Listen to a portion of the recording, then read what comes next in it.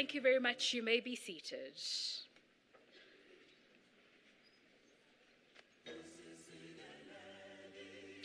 I'd like to take this opportunity to acknowledge His Excellency, President Cyril Ramaphosa, who is the President of the Republic of South Africa. Also to acknowledge the various ministers in the room from the various sectors and deputy ministers, the diplomatic corps, leads and heads of corporations and chief executive officers, leadership team of the National Treasury, distinguished guests, ladies and gentlemen, I welcome you.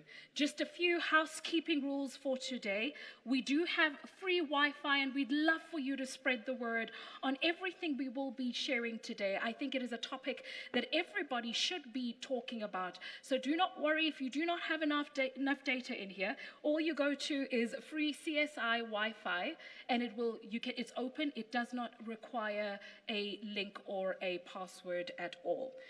With that said and done, I please request that you all keep your phones on silent, and I say silent and not switched off, because I'd love the conversation to continue to go ahead with those who were not able to make it in the room.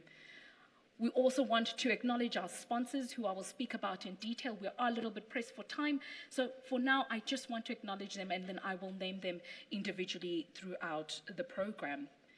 In case of an emergency, we will direct you on where to go. Do not worry, we're not expecting anything to happen. You all have received name badges. In the interest of looking after the planet, please make sure that you keep it with you for the next 3 days. It's part of sustainability. We're not going to be reprinting them. So please make sure that you always have your name badge on so that we can then identify you. My name is Tami Nkadimeng. I'm fondly known globally as the message architect. I love to break down and build words in order to make messages for humanity and society that move them forward. So of course I took liberty of thinking of what word could I break down today. And I thought of just transition and climate change. In order for us to look after our planet, it needs to be ingrained that we only have one planet and one chance. There is no planet B. There is no chance B. We only have one planet and one chance. And so change is what we need to implement in how we are treating the planet in order for Mother Nature to work together with us. But what does change require? It requires immediate movement, action, thoughts, and experience. And so through the symposium, you have been carefully picked because each one of you can contribute to that very notion of change. You can contribute towards the movement, the actioning, the thoughts that you may have that can help us, or even the experience you have acquired over the years. So I'll say it one more time. Change likes immediate movement, action, thoughts, and experience. And if you listen to that sentence very carefully, you'll see that I spelled the word climate.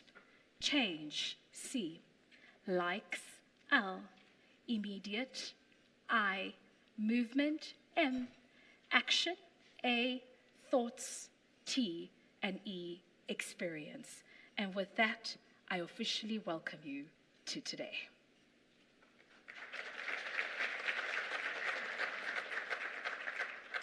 Now, to get the proceedings moving forward, I'd like to call somebody quite imperative to the stage. He is Dr. Kgosi Entsho Ramakgopa. He is in the role of Minister for Electricity and Energy for the Republic of South Africa. So please make a round of applause as he makes his way to stage. Thank you very much, Ms. Nkadimeng.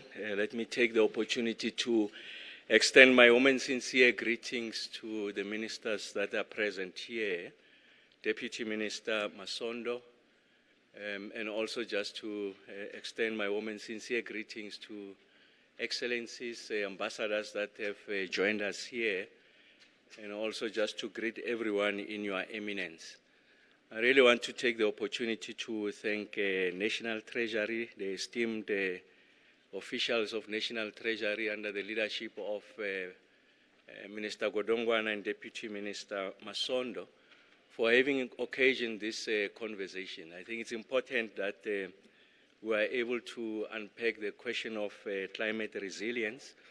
Over the course of the weekend, we have had our inaugural Lekgotla of the 7th administration. And one of the issues that the President lamented was the fact that we simply are responding to the extreme weather conditions. And I think what the resilience seeks to do is to say you must do three things. First, you must anticipate, you must prepare, and then you must respond to extreme weather occurrences. So what has been the case in the country is that the emphasis was on the response, and the President was very emphatic in the Lekgotla that we need to have a different orientation, and that we should anticipate and also prepare.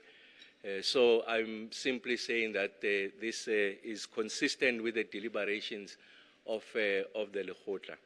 And then the second thing that the President has been articulating, and is at the forefront of the leadership of this question of what you refer to as the energy trilemma. So the first one is to ensure that we are able to guarantee energy access in all its elements. The first one is around universal access, so it's non-discriminatory. It's also about the availability. It's also about the quality. And one of the new issues that are confronting us in the country now is contemporaneous, is the issue of affordability that can result to into energy poverty. The second issue that the President has insisted that receive our collective attention as part of that trilemma is energy sovereignty, our ability to meet our immediate energy demand, but also build a buffer to allow for the South African economy to grow. One of the inputs that we received during the Lekgotla of the GNU over the weekend was an articulation by one of the most eminent political economy scholars in the country, Dr. Landman, and he was able to foreground the importance of energy as one of the principal drivers of the South African economy, and its potential, if managed correctly, to deliver 3.5% economic growth, of course, over a period of time. And on the back of that, you'll be able to industrialize and create up to 500,000 jobs. So it's something that is receiving our attention.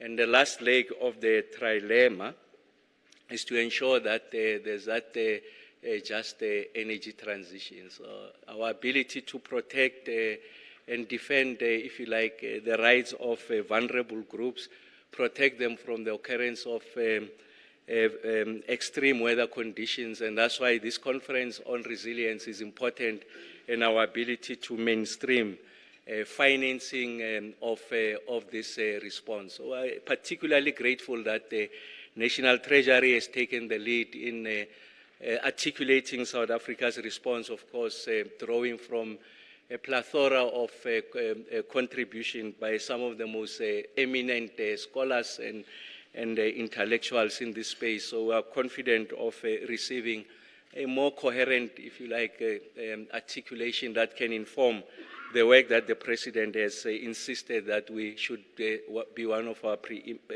preeminent occupation. And then in relation to the South African characteristics, the President makes the point that it is important that we also look at the socio-economic dimensions of this transition.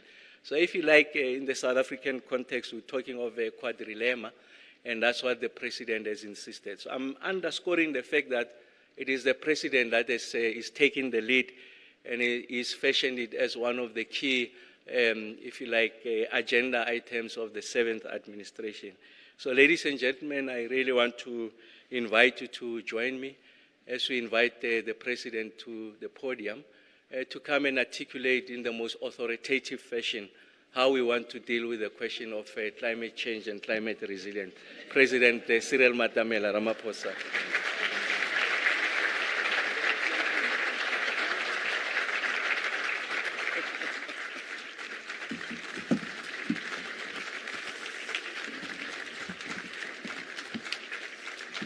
Thank you. Let's be seated, please.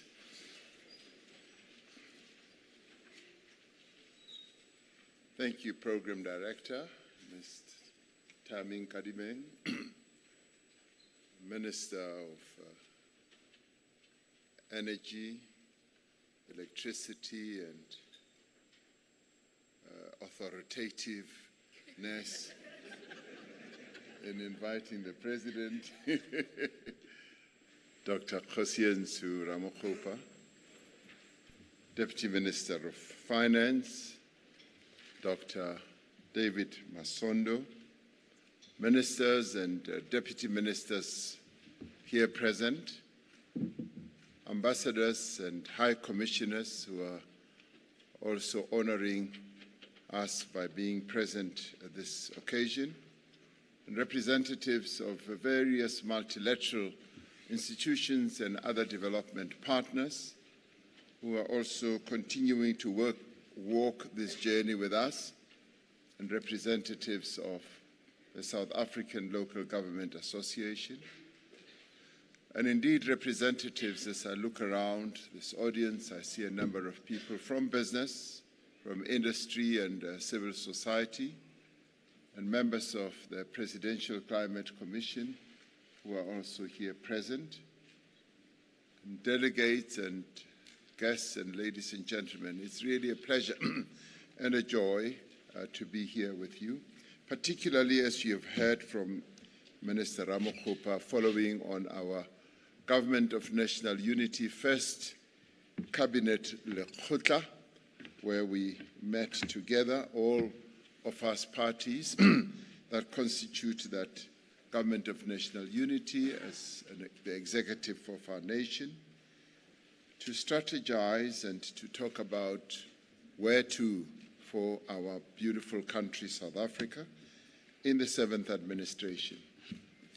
Now, this Climate Resilience Symposium is taking place at a time when we are witnessing firsthand almost our extreme vulnerability to the impact of changing climate around our own country and in our sub-region.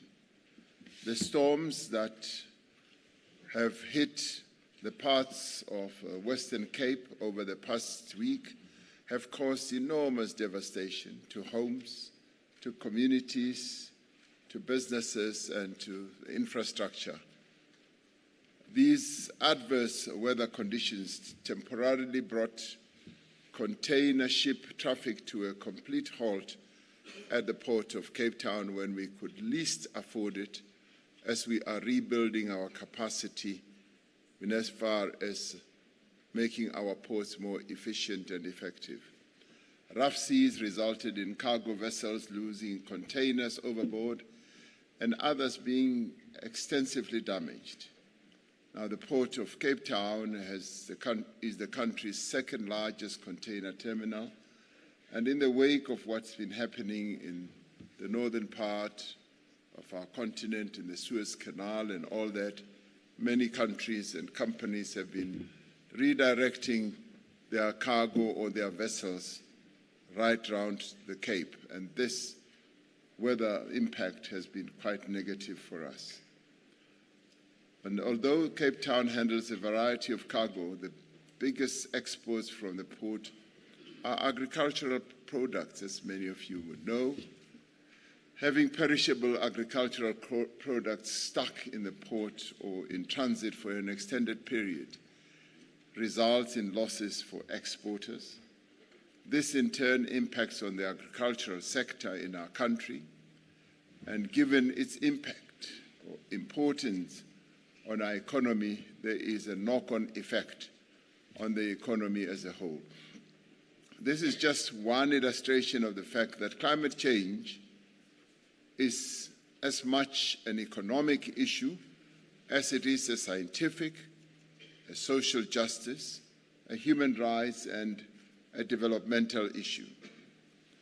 It has a direct and material impact on the activity across our economy and affects lives and affects businesses. Disruptions caused by climate change increase the cost of doing business. It undermines competitiveness and also dampens our prospects for increased employment. These disruptions result in lower tax revenue, of course, and increased expenditure on disaster relief, also on health care, as people who get injured have to be taken care of from a health point of view, and also the social support for affected communities, and this is where it matters most also. These extreme weather conditions cause damage to infrastructure like roads, like bridges, like railways and power lines and ports, but they also cause enormous damage to homes, the devastation of homes, and particularly in vulnerable communities where their homes are made out of tin, cardboard, or very, very flimsy material. And this is where we feel, and our people feel, the effect much more acutely. The resultant strain on public finances then necessitates the reallocation of funds from other essential services. To manage the higher expenditure and lower revenues, government may then need to increase borrowing and find ways of finding more money, and this in many ways leads to higher debt levels and interest payments. This limits government's ability to invest in other critical areas, and you can already see the impact of climate change as we have to deal with it, which we must. The National Treasury, therefore, is central to our response to both the shocks of climate change and the potential opportunities to use this just transition as a springboard or as an enabler to build a more inclusive, resilient, and sustainable economy. And I do want to commend Minister of Finance and Deputy Minister of Finance, and indeed the National Treasury team, for convening this symposium, together with the Presidential Climate Commission and other partners, and also the brand new Minister of Electricity and Energy in his reconfigured portfolio, so that he can become more authoritative himself as he deals with all these matters. So this symposium will focus on the integration of climate goals into macro, fiscal, and finance policy, and mainstreaming climate change considerations into the intergovernmental fiscal system. It is society's most vulnerable who bear the brunt of climate change, because as ordinary people who usually have very limited resources and who often live very close to the brink of their own financial capability, who suffer the most because they have limited means to prepare for, they have limited means to cope with, and to recover from climate-related adverse effects. And you can imagine in your mind a family whose home is damaged, who, as they look at how the floods have an impact on their home or in their community, see the entire furniture of the home just being washed down the flood plain or the flooded river. And it basically means all their possessions are gone. So they are the ones who are most affected. Not saying that businesses are not affected, but we need to look at this through the prism just of ordinary people as well. Just as it is the countries of the global south that feel the effects of climate change most, despite being least responsible historically for global emissions, it is critical that we strengthen systems for adaptation and mitigation and build resilience in communities and accelerate our decarbonization effects and the pace of the just energy transition. The reality that we must confront is that the carbon intensity of our own economy is not sustainable. For decades, our reliance on fossil fuels as a source of energy was in many ways a competitive advantage because it allowed us to produce electricity cheaply, and it also allowed us to industrialize at a very, very fast pace. But the world has changed, and this dependency has come to pose significant risks for us. As the world moves towards greener economies, our trading partners will take measures to ensure that their own climate actions do not undermine their economies. Instruments like the European Union's Carbon Border Adjustment Mechanism, which has the potential to cause great damage to developing country economies, signal the inevitability of carbon pricing in global trading systems.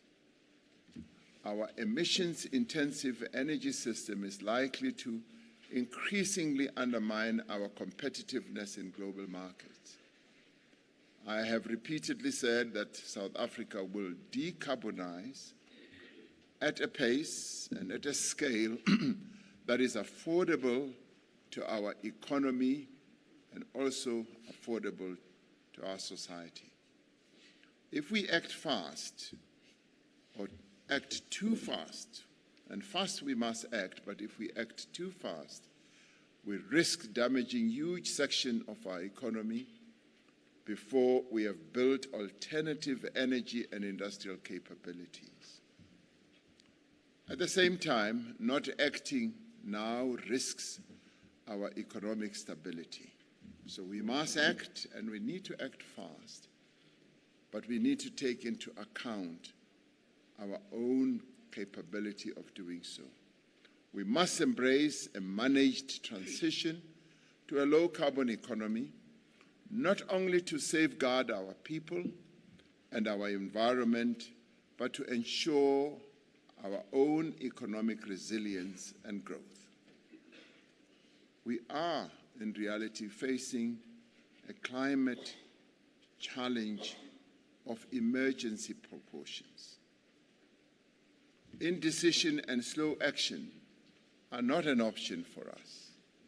We must act decisively and swiftly to mitigate the effects of climate change and ensure that we do have a just transition for all South Africans. We must pursue a green industrial agenda that will create jobs and grow the economy.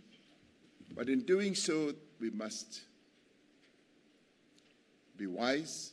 We must open our minds and our eyes to the many opportunities that are given rise by this green transition. Investments in green infrastructure, renewable energy, and climate adaptation measures can be costly, and they can require, and they do require rather, careful financial planning and prioritization. That is why we have prioritized inclusive growth. We are hard at work implementing the urgent reforms that are needed to lift growth, economic growth that is, and to pursue a fiscal strategy that protects the sustainability of our public finances. Operation Vulindlela has been an extremely successful partnership between the National Treasury and the Presidency, and a wide range of government departments. And this is where we have seen intergovernment work at its best, where we have succeeded in breaking down silos that are always inherent in government, and where working together we have been able to achieve a great deal. This project has enabled significant reforms in areas such as energy, and we continue to see the progress that is being made as a result of the initiatives that we have taken together in water, in telecommunications, and now in transport, making our economy more competitive and increasing our productive capacity. And what we have been doing in Operation Vulindlela has been widely welcomed by everyone. Our strategy involves preparing ourselves to withstand the economic risks that are posed by climate change while taking full advantage of the opportunities that are given rise to by the energy transition. And this is no easy balance in the end. South Africa aims to reach net zero emissions by 2050. Our revised nationally determined contribution balances our developmental needs and economic realities. It takes into account the feasibility of undertaking a climate response through a set of just transition pathways. Importantly, it notes carbon tax as a vital component of our mitigation strategy to lower greenhouse gas emissions. By internalizing the cost of carbon emissions, the carbon tax incentivizes companies to reduce their own carbon footprint and invest in cleaner technologies. And it is pleasing that a number of companies are taking this up to good effect. The carbon tax also generates revenue for climate initiatives that we embark upon. And these funds can be reinvested in renewable energy projects, energy efficiency programs, and social support mechanisms that we need to put in place as part of the climate transition or just transition. We have launched a number of other initiatives to meet our emissions targets. The Renewable Energy Independent Power Producer Procurement Program has been a great success, attracting over 209 billion rand in investment and adding much needed capacity to our electricity grid. The Integrated Resource Plan, which outlines our country's energy mix, is in the process of being updated. And I'm glad and pleased to know that discussions are going on around this IRP, and I'm hoping that we can finalize it. And as a government, we are very proud of the processes that we involve ourselves in and involve our people in through their various organizations, that we are able to put either a policy out there and have it thoroughly discussed, whereafter we then find a solution that incorporates the wisdom that will have come out of the consultation process. And that is what the IRP process is about. It sets out a viable energy mix over the medium and long term to achieve our decarbonization objectives. The Just Energy Transition Investment Plan sets out a quantified investment plan of some $98 billion. I did a quick calculation as I was coming, and with the exchange rate movement, it seemed to amount to 1.7 trillion rand investment. And now this will drive huge investments in the electricity grid, in green hydrogen, in electric vehicles, economic diversification, skills development, and many others, including the social aspect, so that the just transition that we are talking about must have real meaning to the people of our country so that no one is left behind. We continue to explore opportunities to meet our emissions reduction targets in minerals extraction, in green hydrogen production, in new power infrastructure, in vehicles that are driven by electricity, that is electric vehicles, in manufacturing and economic infrastructure upgrades. It is crucial that the transition to a low-carbon economy is, in the end, just and inclusive, and that no worker and no community should feel that it's left behind. And this may well be a contested area, and contested it must be. And this is where we do need to take care that we consult people, we consult workers, and we consult communities, particularly in areas that are in energy generation precincts, so that as we migrate to a just transition, they must see that it is indeed just. And our process must not be theoretical or just technical. It must be real. And ordinary people must feel that they are included and they are part of it all. And of course, we do have a wonderful disease in South Africa, and that disease is that people want to be consulted. It's a wonderful disease. We must be consulted.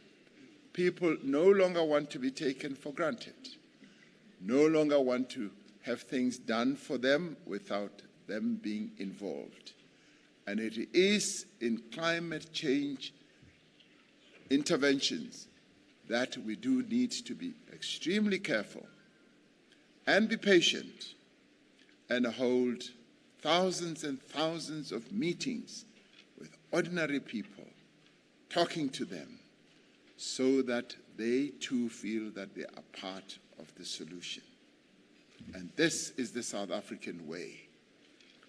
The growth of clean tech, renewable energy, battery storage, green hydrogen, and minerals for the future low-carbon economy must result in opportunities for affected sectors, for affected workers, and for affected communities. We are investing in retraining programs, creating new job opportunities in renewable energy, and supporting small enterprises in affected areas. And these efforts must also be taken up with transparency, with directness and honesty, so that those who are players in the small and medium enterprise sector must have a sense that they too are going to get opportunities which will enable them to support their livelihoods, but also to contribute to economic growth. Climate finance is crucial for our transition. We need substantial investments to build sustainable infrastructure, to develop green technologies, and support social programs. One looks, for example, at the issue of disaster funding, where there is a substantial gap between available disaster funds and the cost of disaster response. Even as we have taken proactive measures, like setting up the Climate Change Response Fund, we need to think seriously about the urgent financial and policy measures that are needed to address these shocks and how to strengthen the National Treasury's disaster financing response. The Department of Forestry, Fisheries and the Environment is already working with the Presidential Climate Commission on recommendations for Climate Change Response Fund and an Adaptation and Resilience Investment Plan to accompany it. mitigation and adaptation financing is a challenge. And we call on our international partners to fulfill their commitments to finance both. They often stand at great platforms in the world, and they make pronouncements on commitments. And we in the Global South, who suffer the most from the effects of climate change, most of which originates from those developed economies that caused the greater part of the climate change that we are suffering. But they never fulfill and follow up on their commitments. And when they do so either late, and they do so in very complicated measures. And we therefore call upon them to live up to the commitments that they continue to make. We have already seen the positive steps with the establishment of the Green Climate Fund, the Loss and Damage Fund, and other global mechanisms. So we are seeing some progress, but we want to see faster progress. However, we need more innovative financing solutions that mobilize private capital and incentivize sustainable practices. The National Treasury's climate finance strategy is pivotal in this regard, outlining how we can leverage public and private finance to achieve our climate goals. We must not underestimate the importance of our own domestic capital and financial markets to innovatively mobilize and deploy capital towards our just transition. In fact, we invite our own local markets to be responsive and to be innovative. The Just Energy Transition Funding Platform will be launched in the next few months. It will be an important precursor to a broader just transition financing mechanism, proposals for which are being developed by the Presidential Climate Commission. We call on South African business to invest in the projects that are needed for a successful just transition in this country. And I call upon them even more so now that we've now arrived at a new era for our country, an era of great confidence, an era where many South Africans are seeing great potential for our country moving forward with the establishment of the Government of National Unity. If ever there was a time to invest much more positively and confidently, this is the time. We need to use blended finance to unlock private sector flows.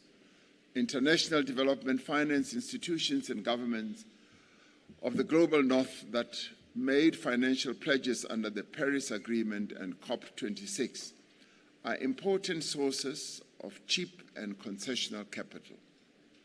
To access this and other funding, we need a credible project pipeline. We need to work with all sectors of government, with communities and with business as well, to create new manufacturing, mining, agriculture, and service opportunities for our country and our people.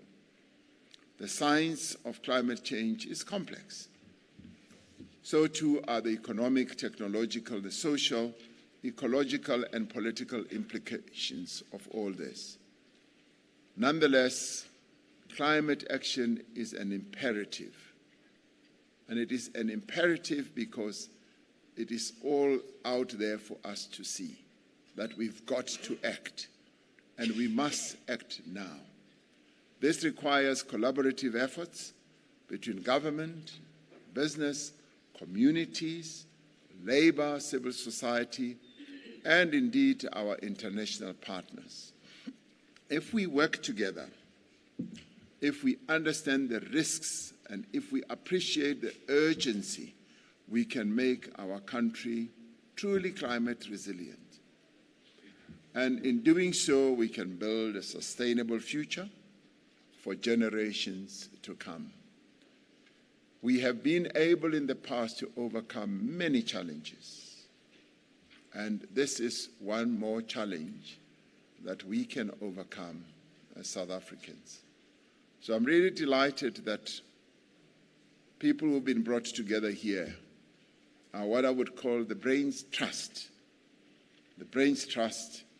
of being able to deal with the climate change challenge that we face. And I hope that you'll be able to make your inputs and your contributions with great courage and with great wisdom. So I look forward to the wisdom that you are going to impart to everyone else during this process. As I look at all of you, I see great wisdom in your eyes. There's not a single pair of eyes that I look at and I see dumb people. So sitting here are really clever people, and I look forward to hearing what you're going to say. Thank you very much.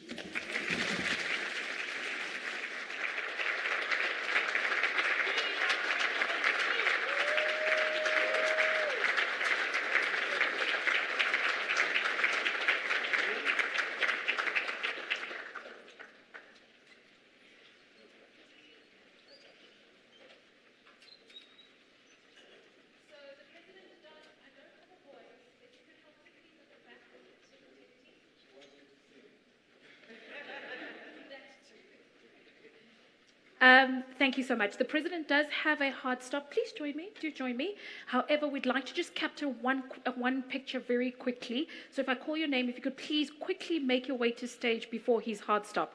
So the entire Exco of National Treasury, the two gentlemen behind me, please join me in front. Mr. Lungisa Fuzile, Ms. Satu Kokonen, and Dr. Crispian Oliver. Can you please welcome them as they come to stage? Thank you so much. Yeah, okana ema khona. Ke kopa really changing song. Lona le two because I get National Treasury ke host. Ke kopa o tla ka wa bona exactly. Wa bona. Ke leboga. Take your name tag off. Thank you. Do you want to take off your name tag for me? Thank you. Can I ask you to take off your name tag for me? Thank you. Yes, please. Can I ask us to come swiftly? He does have a hard stop, so we have only a few seconds to get this done. Switch off my mic.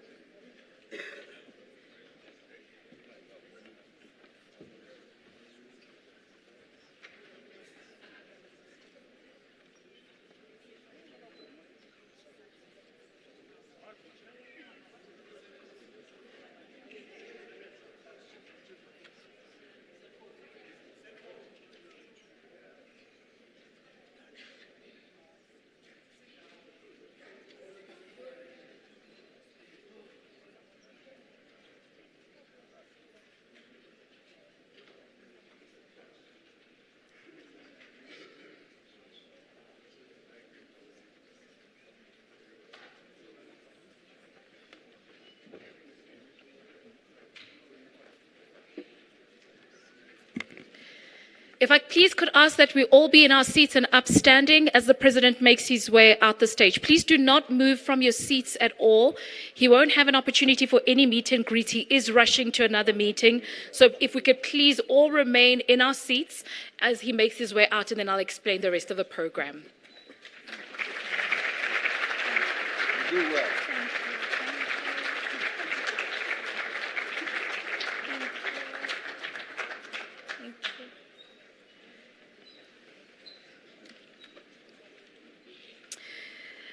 Now, for the vote of thanks, we will be hearing from Dr. David Masondo. He is the Deputy Minister of Finance for the Republic of South Africa. Please, a round of applause as he makes his way to stage.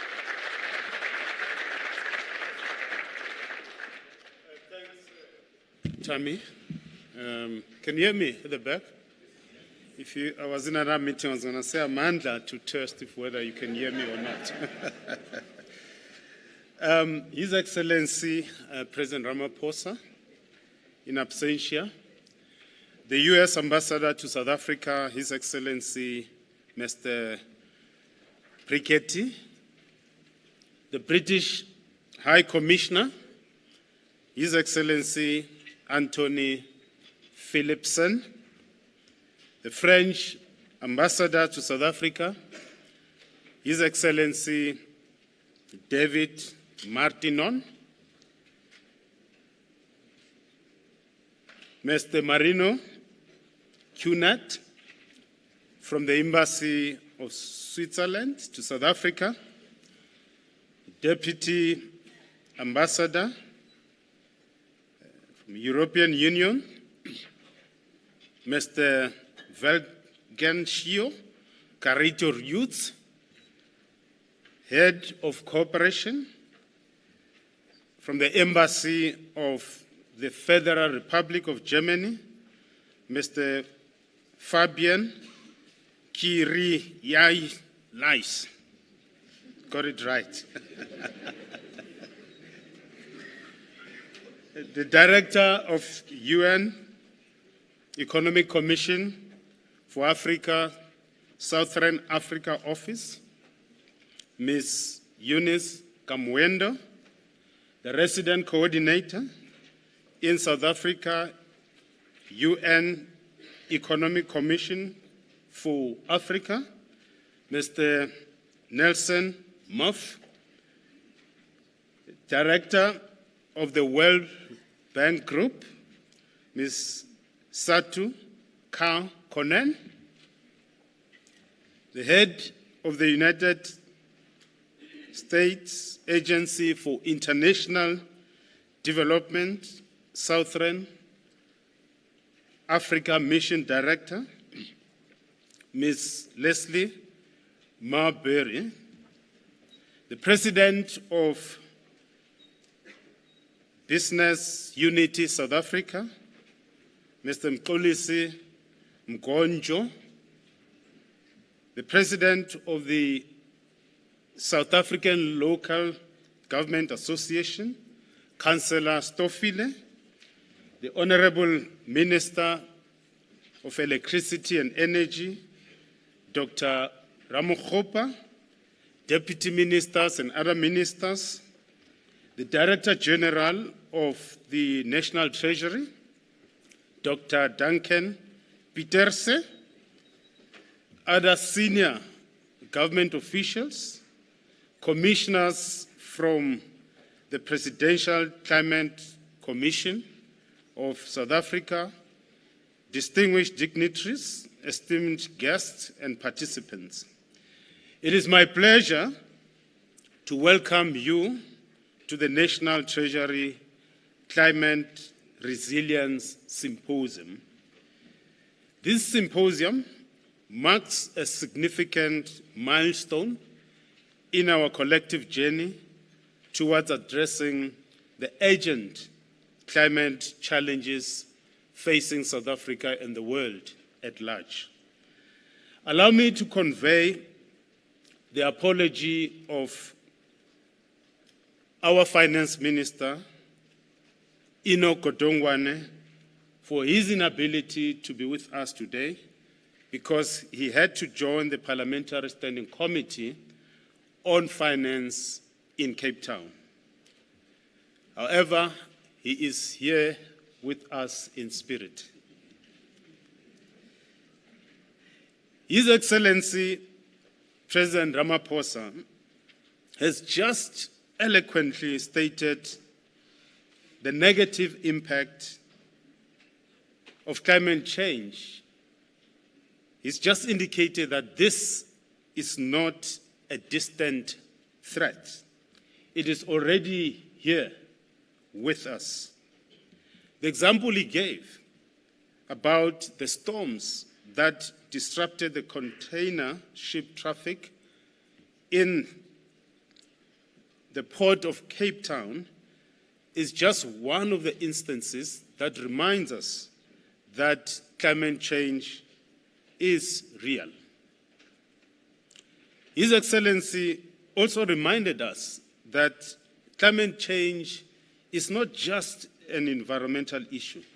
It is an economic issue that affects diverse sectors and communities. It is also a social issue.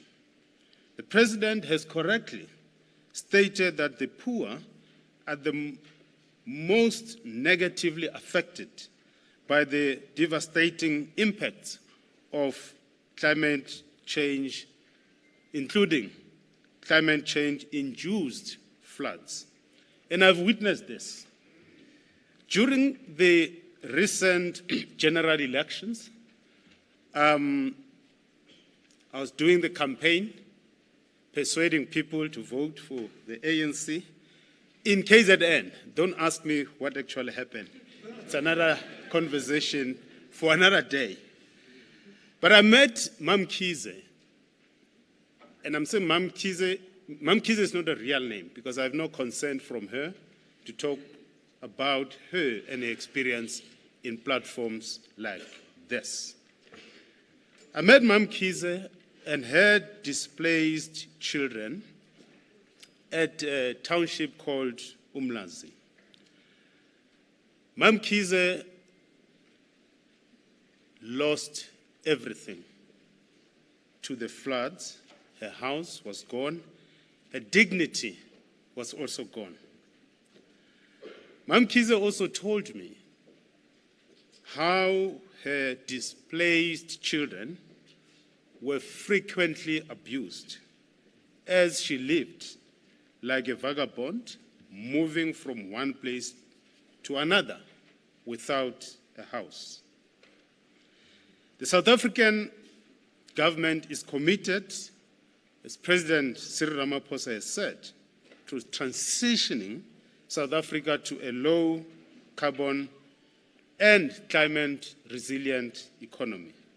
But this, as the President has said, it has to be just.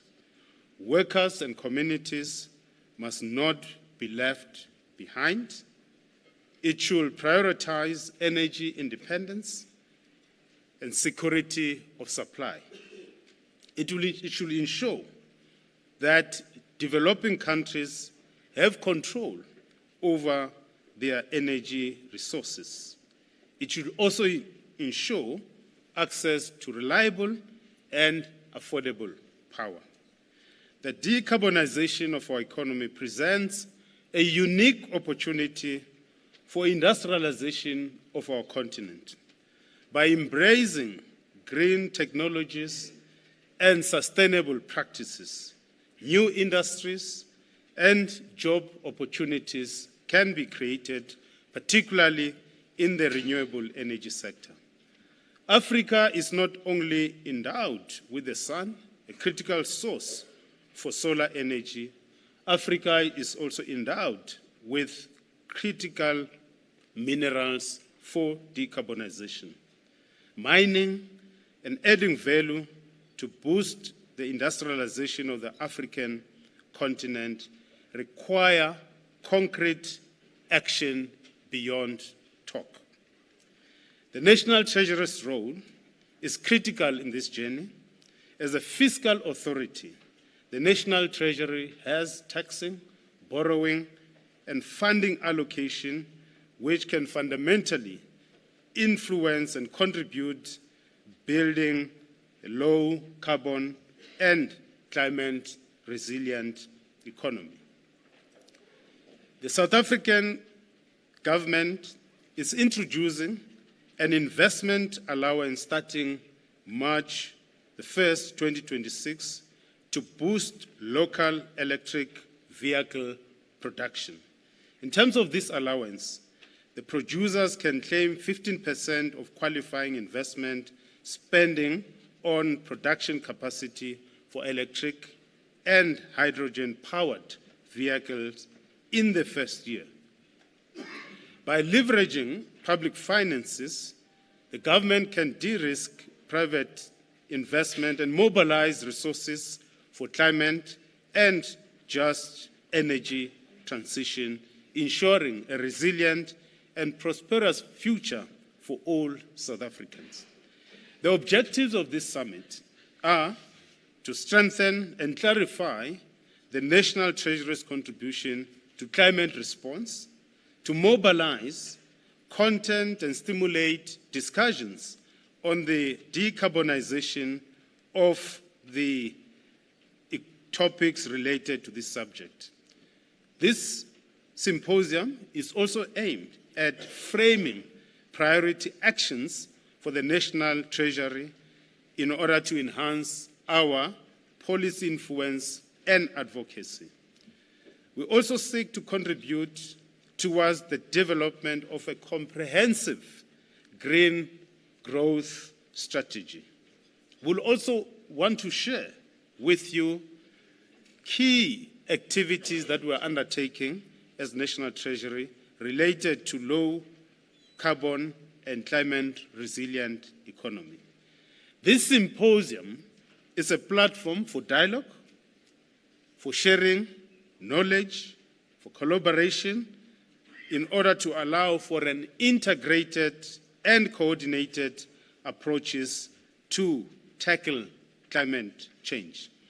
It is for this reason that we've always valued partnerships with esteemed organizations such as the World Bank, UNECA, the Presidential Climate Commission, the European Union, the South African Towards Inclusive Economic Development, SITIDE for short, as essential for ensuring inclusive, resilient, and sustainable efforts. As National Treasury, we seek to use this symposium to gather inputs on how this work can be enhanced. And as the President said, he sees wisdom in all your eyes, even those ones who are thinking whilst their eyes are closed. We can see wisdom in you.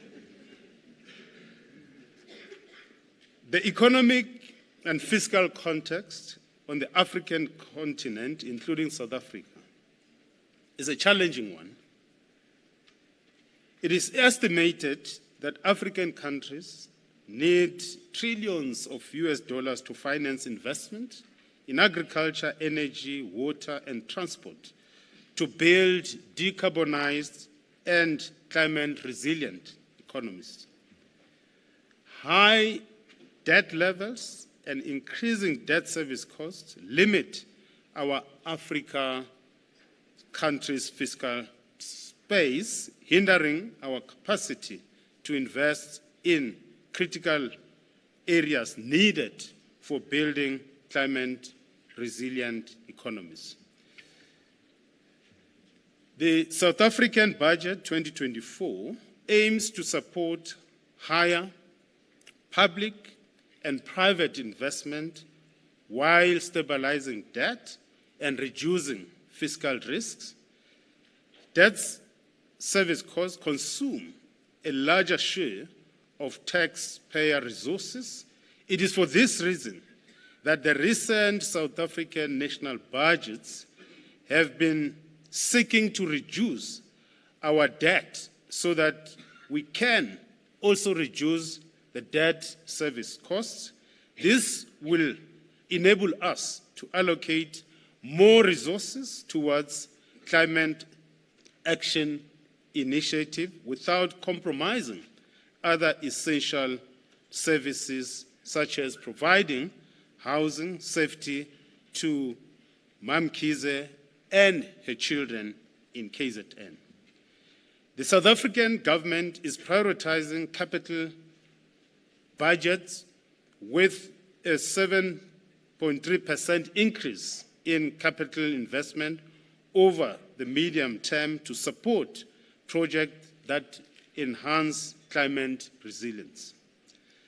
Debt stabilization also enhances investor confidence, making South Africa a more attractive destination for green investments. Maintaining a stable and predictable fiscal environment encourages private sector participation in climate resilience efforts. His Excellency President Ramaphosa has called upon us to find innovative financing models to crowd in the private sector investment towards supporting climate action. As a National Treasury, we are working on various strategies, including private-public participation and new institutional arrangements to mobilize financial resources for sustainable development. These models will enable us to attract private sector investment, leveraging public funds to achieve greater impact. The Minister of Finance will outline the details of these funding mechanisms during the medium-term budget policy statement around October. And this symposium should provide inputs and suggestions on how we can have different models that will enable us to attract the private sector investment in order to build a decarbonized and resilient, climate-resilient economy. Domestic resource mobilization will require the capacity of African countries to combat illicit financial flows. Africa is losing a lot of money to abusive transfer pricing, trade mispricing and misinvoicing, tax evasion and avoidance, and this siphoning of domestic resources from the continent disables Africa's ability to mobilize its own financial resources to build decarbonized and climate-resilient economies.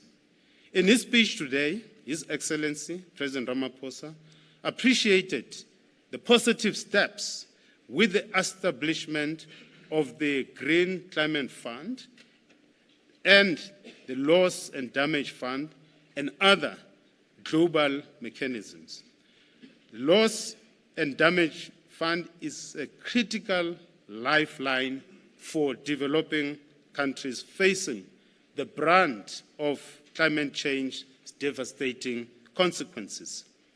These countries contribute less to carbon emission, yet they are disproportionately affected by extreme weather events like floods, droughts, and the rising sea levels.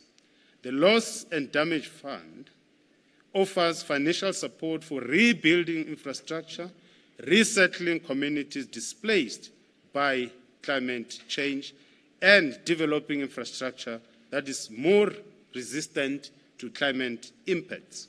Without this support, people like Mamkhize in Umlazi in KZN will continue to shoulder the burden of climate change and get pushed deeper into poverty.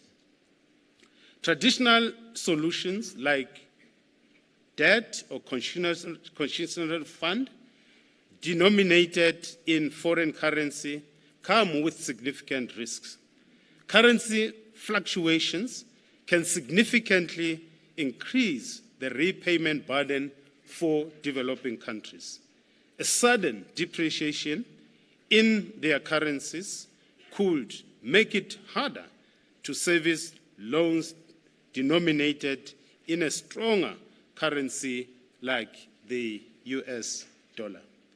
It is thus imperative that climate finance facilities are either denominated in local currency or, if provided in foreign currency, that they should be deeply concessional, that is, with lower interest rates, and provide for grace period, that is, longer period in capital repayment. Additionally, the financing should be aligned with the country's specific needs and priority areas, not hinder their ability to address climate change challenges through imposing difficult conditionalities. The Loss and Damage Fund aims to address these concerns by providing grants or low-interest loans specifically designed to address climate-related losses and damages. Distinguished guests and delegates, as I conclude, I wish to draw your attention to the main theme of this symposium, which is moving the needle on climate change and just transition, and the role of National Treasury. This theme underscores the crucial role that the Finance Ministry can play in advancing climate action. This is essential for achieving the goals of the Paris Agreement and fostering sustainable, inclusive, and resilient growth.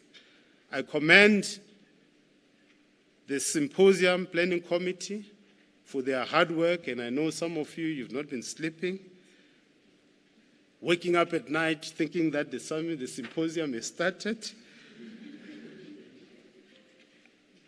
I also extend gratitude on behalf of the Finance Minister, Enoch Godongwane, to the various cabinet colleagues who have graced and supported this event. To the delegates, I wish you productive deliberations over the course of the 3 days. We encourage continued dialogue and action beyond the symposium. The success of this symposium must be measured by the changed living conditions of Mamkizes of this world and their children. Thank you very much.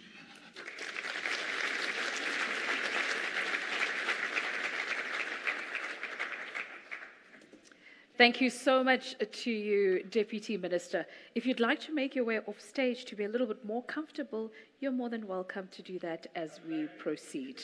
Fantastic. You like him here? Shall we keep him here for the rest of the day? Thank you so much, Deputy Minister. Thank you. We'll now move on to some messages of support. I know that we are running a little bit behind time, about 10 to 15 minutes. Don't worry. I'm known for catching up time somewhere, somehow.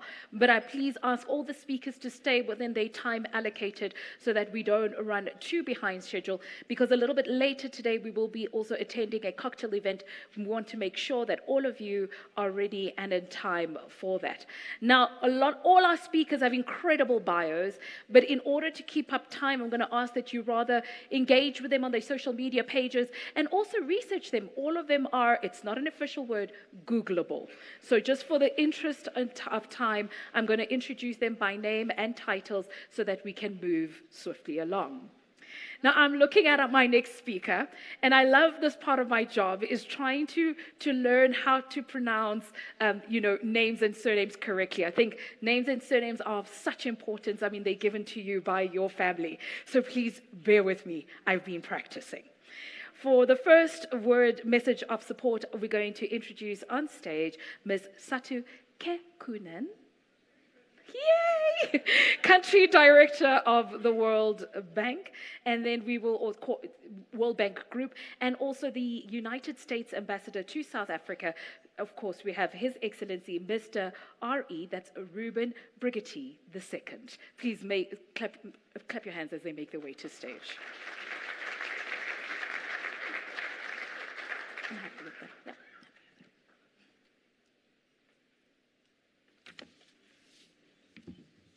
Thank you very much. You did a very good job in pronouncing my last name. My first name is easy. But President of the Republic of South Africa, His Excellency Mr. Cyril Ramaphosa,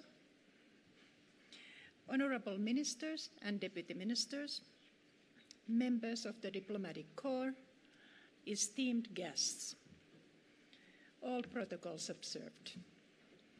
Good morning to everybody. I'm delighted to be here this morning.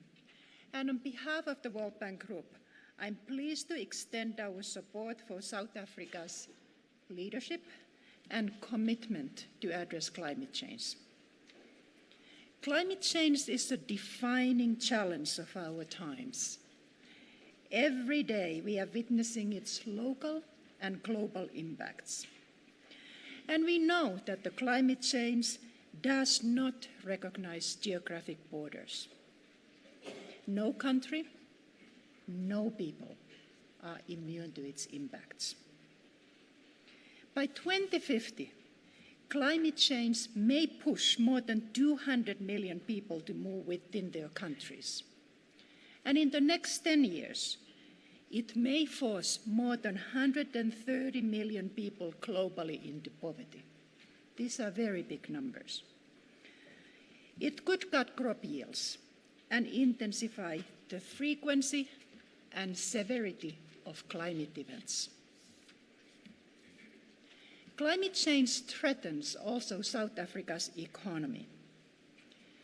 Extreme weather events damage infrastructure, disrupt port activity and agriculture, and harm public health, as we heard the Honourable President telling us this morning. And these activities are disproportionately felt by the most vulnerable people, such as smallholder farmers and township dwellers.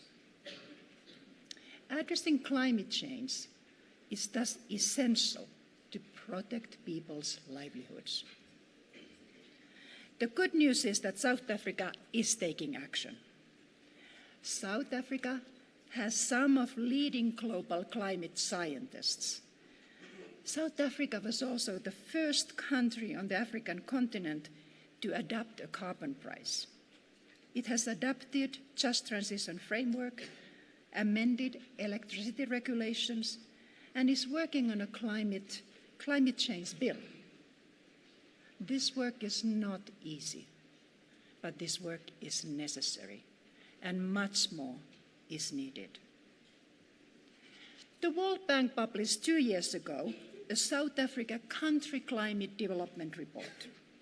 That report examines how climate change is expected to impact South Africa's economic development. Let me highlight 3 key messages from that report. The first message is that South Africa can build a prosperous economy and grow while also responding to climate change. These 2 things are not mutually exclusive. But this depends on the extended shifts from coal to low carbon fuels and addresses risks from rising temperatures. The second message is that low carbon transition must be people-centered. It must create jobs and protect the poorest. The third message is that South Africa can accelerate growth, address climate change, and protect its people through a so-called triple transition. A transition that is low carbon, climate resilient, and just. Let me explain. First, a transition to low carbon would help maintain South Africa's global competitiveness, as global financing of fossil fuels is very rapidly closing and already closed in some parts of the world. Such a transition would require leveraging South Africa's potentials, one of the best solar radiation on the planet, and the green minerals the country possesses. Such a transition would result in reduced air, water, and soil pollution, and thus reduce premature deaths. Second, the transition needs to be climate resilient. What does it mean?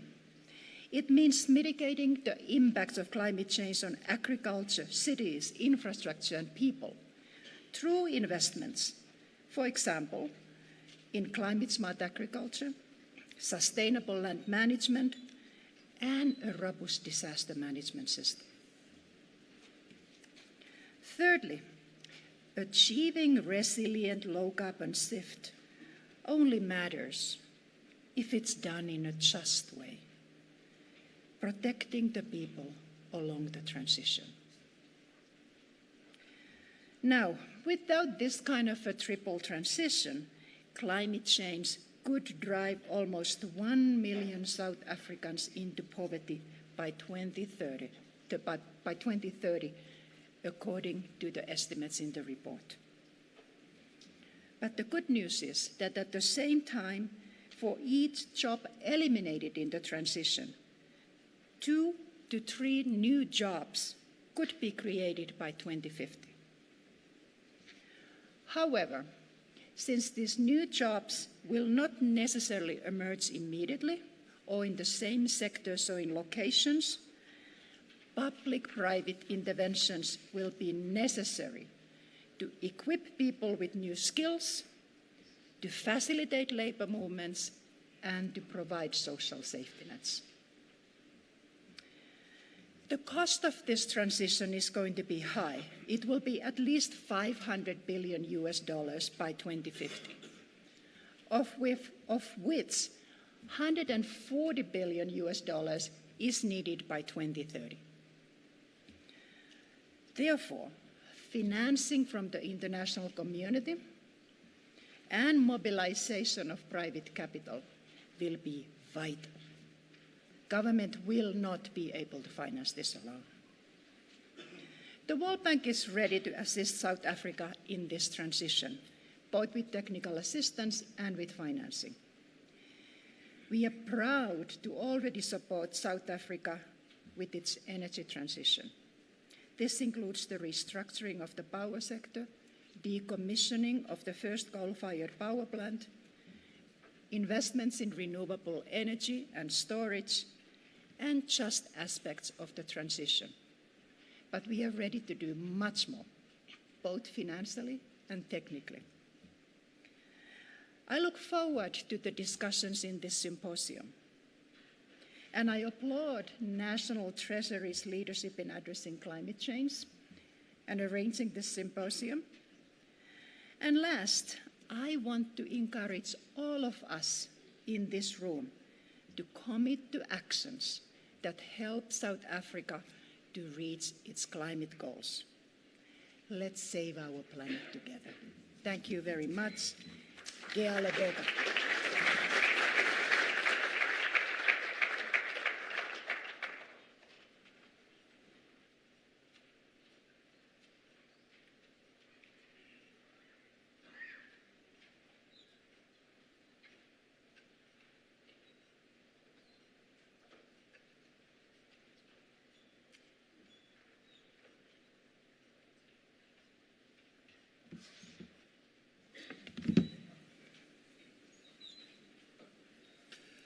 Ladies and gentlemen, good morning.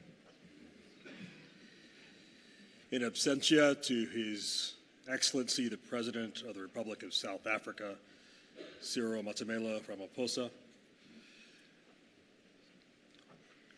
gathered ministers and deputy ministers, to my colleagues in the diplomatic corps, distinguished guests, ladies and gentlemen. Before I begin my prepared remarks, I would like to take a moment to publicly and personally thank President Ramaphosa for his expressions of support and concern following the July 13th attempted assassination against former United States President Donald Trump. And I thank as well those many South Africans, as well as my colleagues in the diplomatic corps, who have also shared their words of comfort and solidarity. As President Biden said in an address to the nation from the Oval Office last night, this kind of violence has no place in America. Not this kind of violence or any kind of violence, ever, period. And the United States remains grateful for its strong and enduring partnership with the government and the people of the Republic of South Africa. It is an honor to be here this morning at this Climate Resilience Symposium, addressing one of the defining challenges of our time. Allow me to congratulate the South African government once again on the successful elections and the formation of the historic government of national unity. This achievement highlights the strength and resilience of South African democracy, serving as an inspiration and an example to us all. Together with the government of the Republic of South Africa, the United States of America is committed to deepening our cooperation, to expanding economic prosperity, to combating the climate crisis, and to ensuring that democracy truly delivers for its people. I eagerly anticipate our collaborative efforts toward a more peaceful and prosperous future for both of our nations. Climate change stands as the greatest long-term challenge that collectively we all face, exacerbating water and food insecurity while also increasing poverty. It is essential for nations to accelerate their efforts to combat this crisis now. The United States is committed to partnering globally to address climate impacts and to champion a just transition to a low-carbon economy that fosters economic prosperity for all. A key focus is collaborating on energy challenges through a transition to renewable sources. Through the Just Energy Transition Partnership, we are mobilizing significant financial resources to support South Africa's progress from coal to renewable energy, ensuring that this transition is both just and inclusive. This partnership addresses the social and economic impacts of energy transition and helps South Africa meet its nationally determined contributions under the Paris Agreement. For our part, the United States contribution to the Just Energy Transition Partnership includes $1 billion that will not add a single cent to the sovereign debt of the Republic of South Africa. It is $1 billion that is pledged in the form of loan guarantees to private sector actors to take on projects to support the just energy transition. And this $1 billion in loan guarantees is ready for deployment today, pending only the identification of partnerships and projects jointly determined with the government of South Africa and approved for this purpose.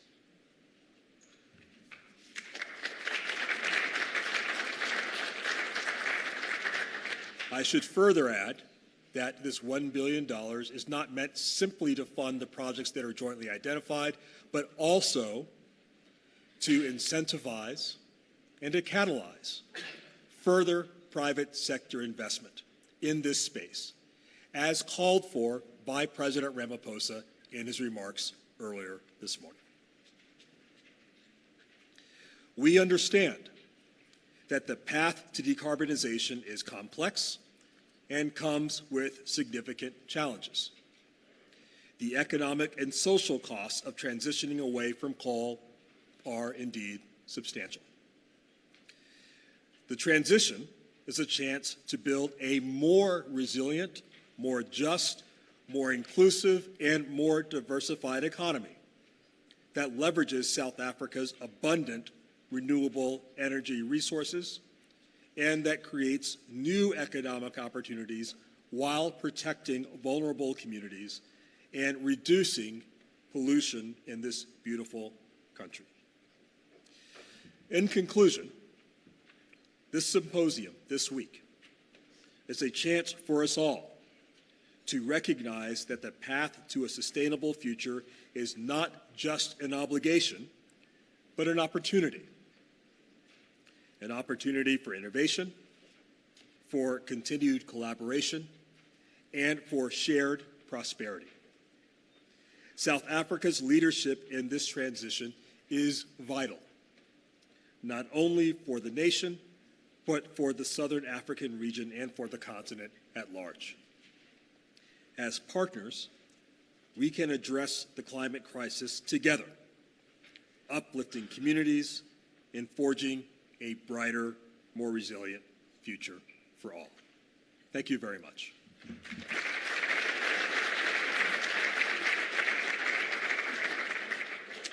If I could please request that all the speakers after this speak from this podium and not the President's podium. We will be pulling it off shortly. So if you could all please come to this podium, that would be great. It's okay. These things happen. We are going to swap things around a little bit in the program because we're pressed for time. We do have a time constraint for one of our speakers who needs to be elsewhere. So I haven't missed a speaker, don't worry. I'm just swapping things around a little bit to accommodate those that I need to accommodate. So please help me welcome to stage Dr. Francois Engelbrecht, Global Change Institute of the University of Witwatersrand, and he'll be speaking to us about projections of future climate change in Southern Africa. A round of applause for him, please.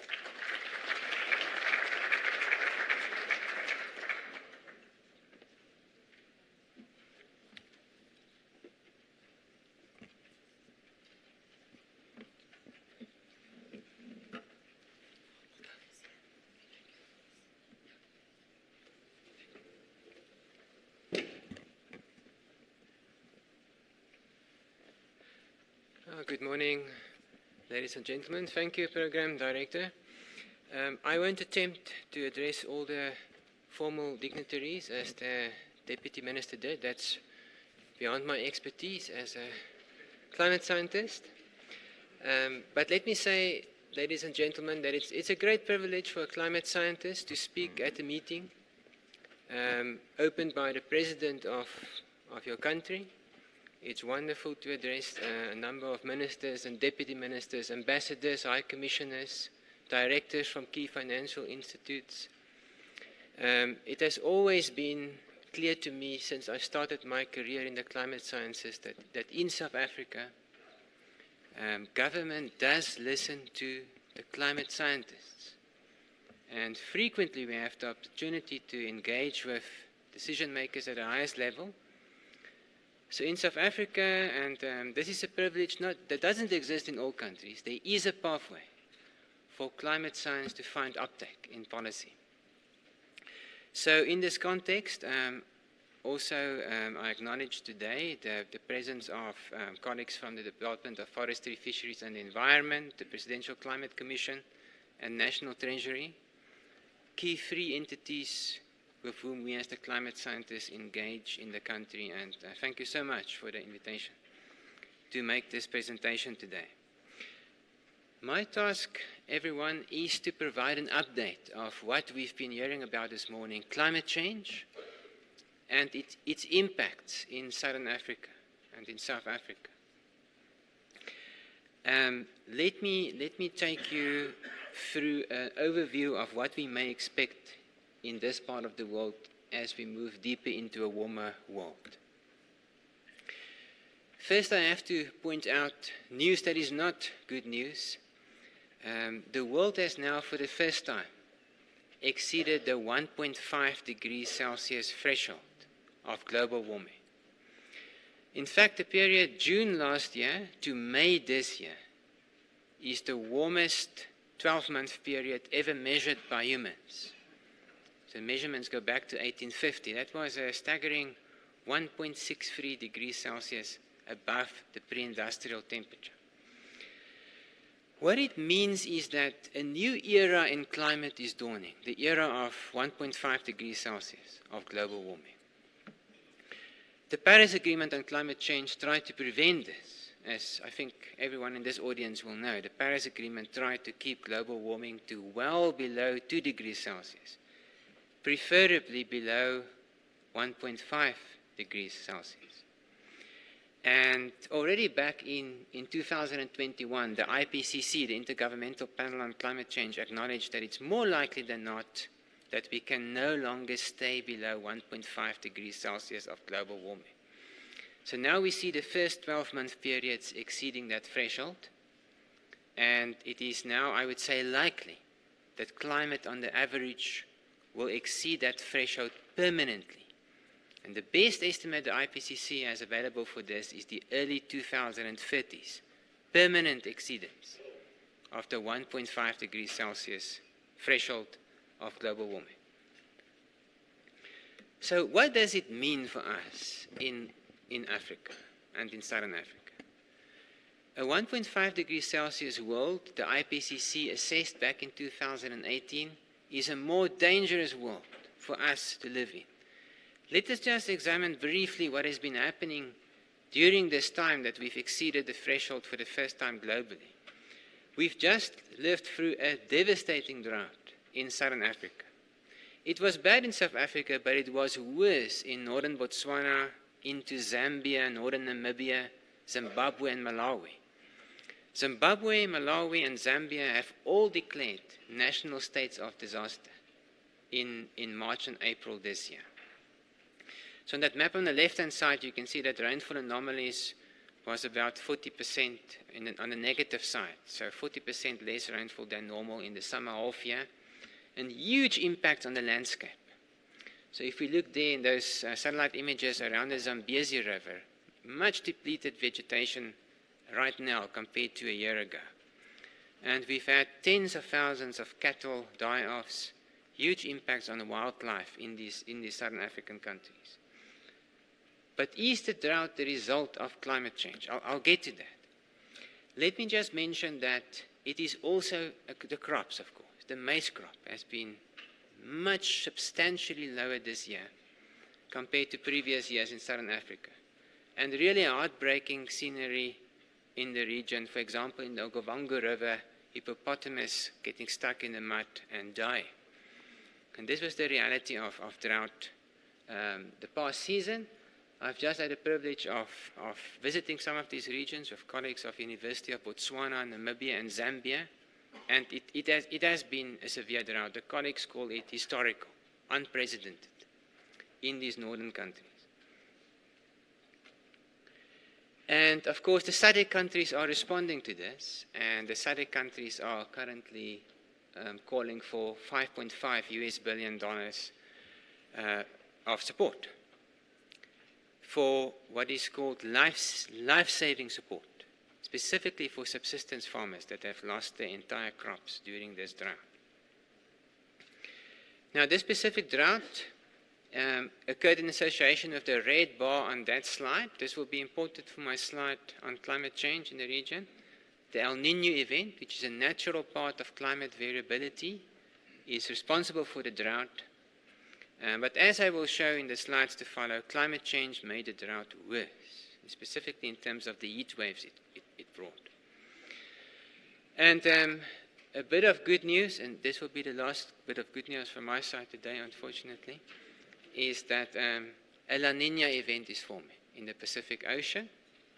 By September in South Africa, there should be a La Niña, and usually during La Niña, the rainfalls are good across Southern Africa. So there should be relief across Southern Africa from the drought if the La Niña event brings its usual effect. So with that bit of background, let's examine the state of climate change globally and then in this part of the world. On that graph on the left-hand side, it comes from the IPCC 2021. It shows different mitigation pathways or emission pathways into the future. The blue lines are the Paris Agreement type futures, and the opposite side of these types of pathways are the fossil fuel futures in the red lines, where we simply continue to have this heavy reliance on fossil fuels across the world. Reality, many climate scientists think may be something in between.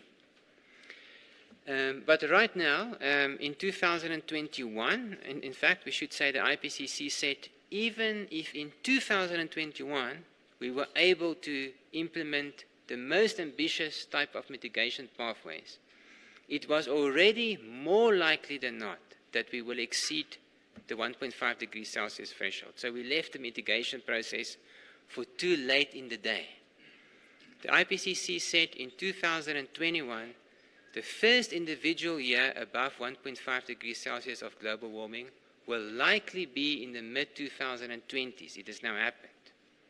And the IPCC said the best estimate we have for the permanent exceedance of the 1.5 degrees Celsius threshold is the early 2030s. That was sobering news in 2021. I would now say the language is now it's likely. It's likely that we can no longer avoid 1.5 degrees Celsius of global warming. And that is what we see effectively in these maps, in these graphs that show the level of global warming over time as a function of the mitigation scenario. You can see in fossil type futures, we are heading towards 3 to 5 degrees Celsius of global warming towards the end of the century. And remember, maybe 20 years ago when we spoke about this, it felt far away, but the children of today will live in that world. So this has now become a reality. Most climate scientists are of the opinion that it's going to take an immense effort in terms of mitigation to keep global warming below 2 degrees Celsius. 2.5 degrees Celsius is increasingly being mentioned. And therefore, we also have the responsibility in the developing world to, of course, contribute our fair share to mitigation, but also to prepare in terms of adaptation for further warming that can no longer be avoided. If we look at, as we bring this message home step by step, if we look at maps of global temperature change, we can also see that not all parts of the world are warming equally fast.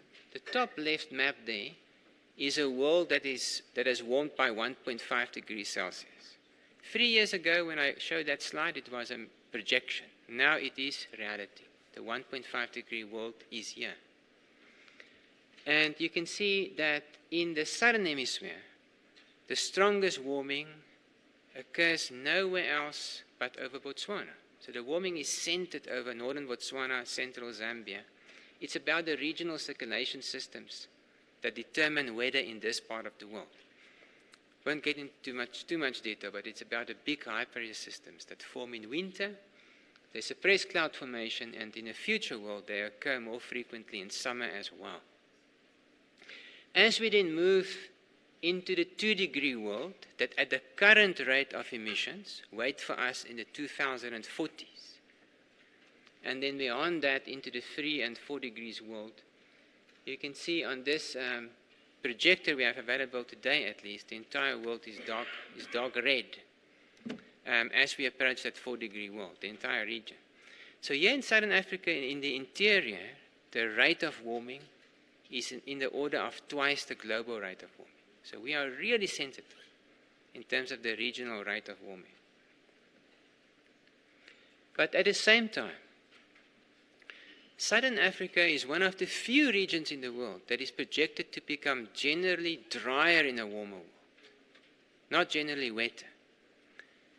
On the average, the land masses of the world are getting wetter as the planet is warming, because there's more evaporation from the oceans, and the warmer atmosphere can hold more water vapor. But in the subtropics, the changes in circulation systems, and specifically the stronger high pressure systems, and the displacement of the cold fronts that bring winter rainfall towards Antarctica, that makes this region generally drier. That doesn't mean every single year is a dry year in the future, but it means we should prepare for more frequent drought in Southern Africa.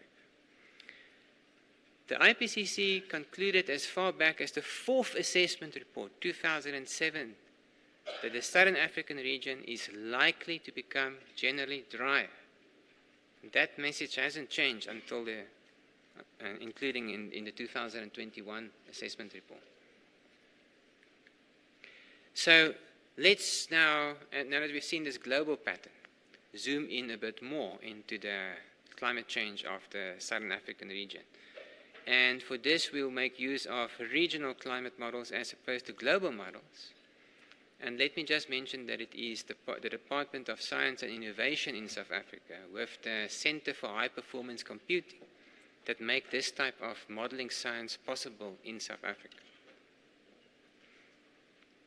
So, if we start to look at changes in extreme events over this region with this more detailed modeling, we can first and foremost see that heat wave events are projected to occur more frequently in a warmer world. So in these graphs I'll show now the left-hand side, the left top graph shows today's distribution of heat waves, and then we have estimates of how these will change in a low mitigation future, looking at worst case to the best case scenarios we can hope for. But there's no uncertainty in terms of heat waves. Every climate model in the world projects that South Africa will see more heat waves in a warmer world.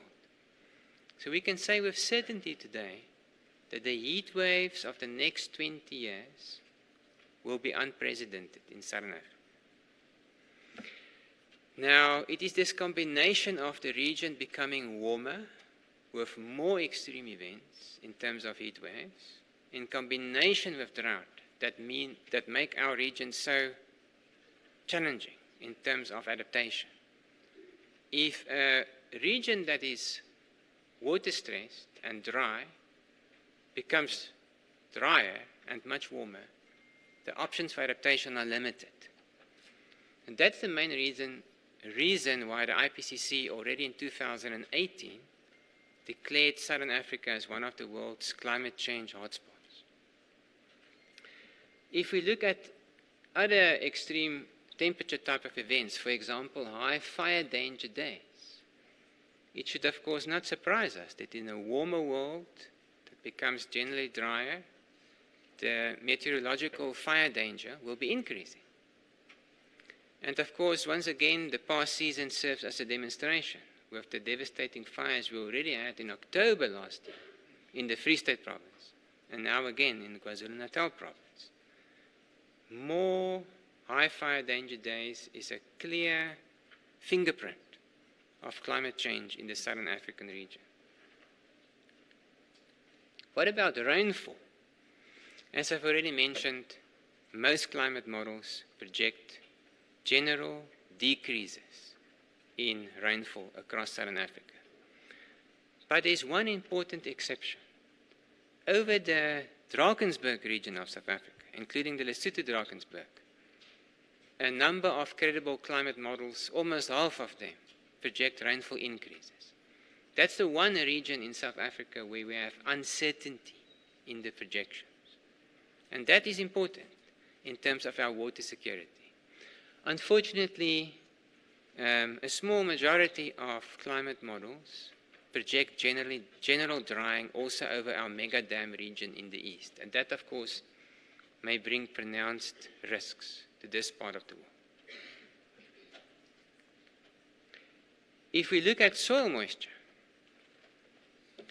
the combination of reduced rainfall and higher temperatures means more evapotranspiration from the soils and the plants. So in terms of soil moisture, all climate models agree that we should expect decreasing soil moisture availability across the Southern African region in a warmer world. And that's, of course, important for our agriculture. So effectively, if one thinks about this result, it means that our growing season for the crops is getting shorter.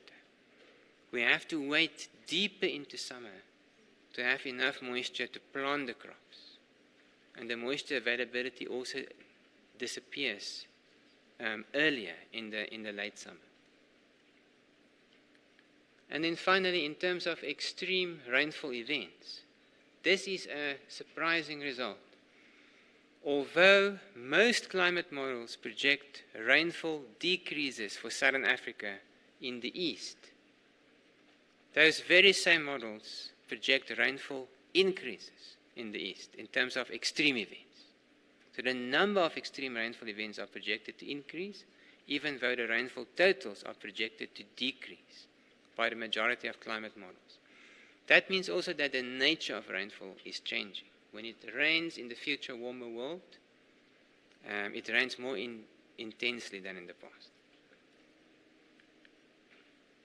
So if I should briefly summarize the main messages of climate change for this part of the world, before I want to speak about something else that is of critical importance in this region, namely climate change tipping points, I would say this is a region that has always been dry and water stressed.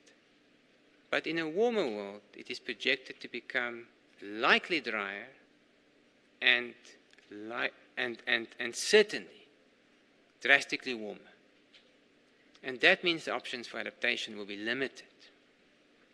And that's why the region is known as a climate change hotspot. The important exception is the eastern escarpment regions of South Africa, KwaZulu-Natal province, to the east of the mountains.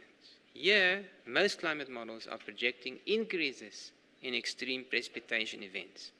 And that brings another regime of risk to South Africa as a country.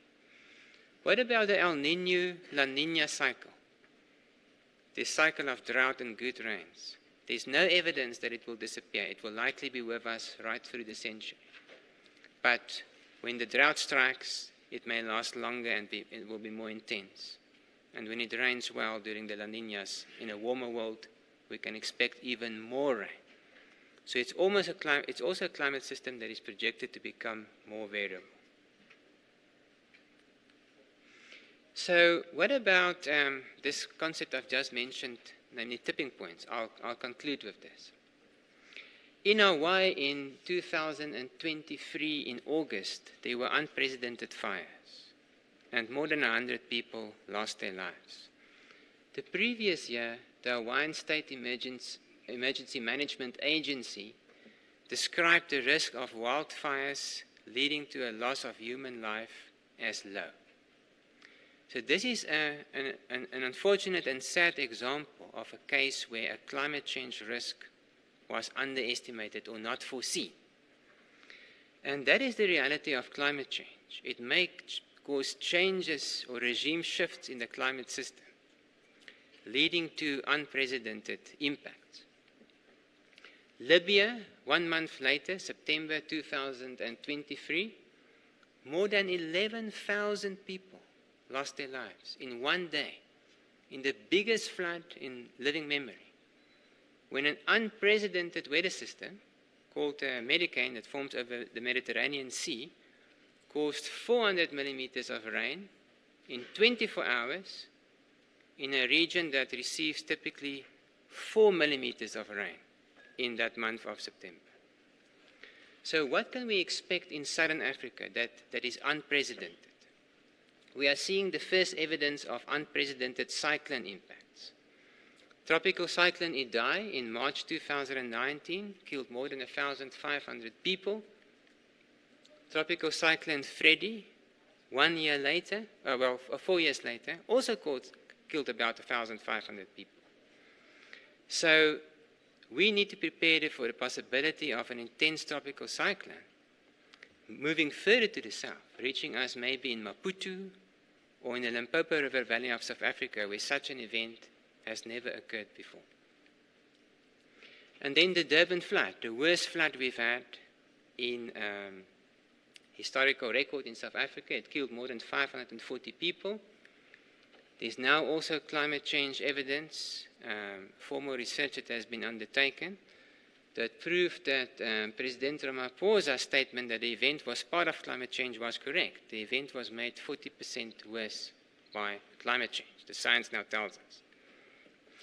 So for me to conclude, long-lasting droughts may be the biggest risk in the context of this meeting. The biggest single economic risk in South Africa is the possibility of a long-lasting drought causing the Gauteng province to run out of water. The Gauteng Day Zero drought is the biggest single climate risk economically in the view of my institute in a changing climate. So for me to conclude, it is also our task as the climate scientists, in combination with the economists, to think about what are the biggest unprecedented type of events that may occur. and I think they are the Gauteng Day Zero drought, such long-lasting droughts that bring eventually the collapse of the cattle and maize industry that is currently foreseen in the second half of the century. And then, of course, something we've never had before, a category 3 to 5 hurricane moving as far south as Maputo. And this is the very last slide. Despite all of this doom and gloom that the science unfortunately brings us about our future, there is hope for 3 reasons. The 2 degrees Celsius warmer world never need to occur if the global climate change mitigation process is successful. We can still avoid many of these impacts. But secondly, climate science in a country where there's a road towards policy gives us the opportunity to prepare. So we must make sure that unprecedented events are not also unexpected. Then we have a chance to prepare. And finally, as I've mentioned, here in South Africa, via the FFE, the PCC, and the National Treasury, there's really a wonderful track record of climate science interacting with policy. That's my contribution, colleagues. Apparently I've exceeded the time. Thank you so much for the opportunity. Thank you.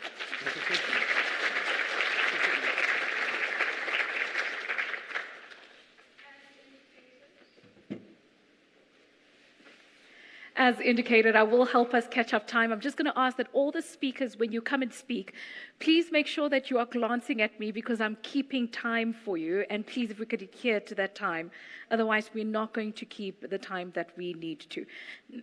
Next up on stage is somebody who's going to deliver a speech on behalf of the Minister of Forestry, Fisheries and Environment. So please help me warmly welcome to stage Maisela Kekan.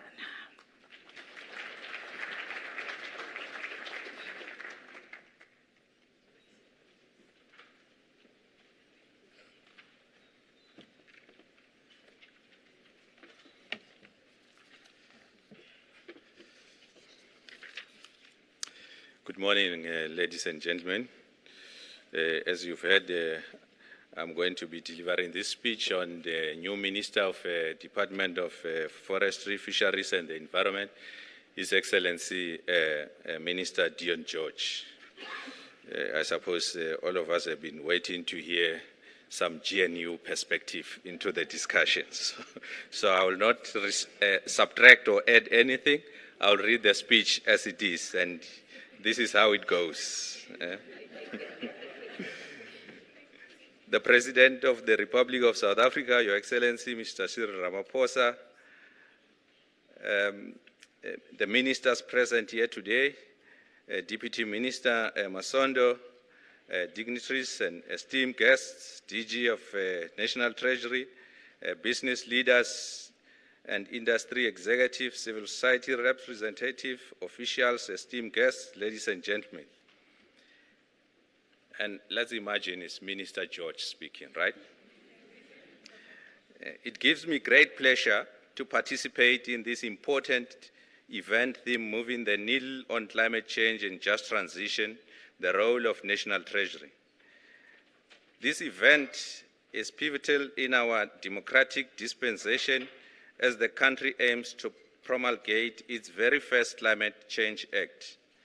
Indeed, to many, this represents a new dawn that gives renewal and hope to all of us that for the first time, climate change, the #1 global threat to humanity, shall be mainstreamed into day-to-day government policy, development and implementation.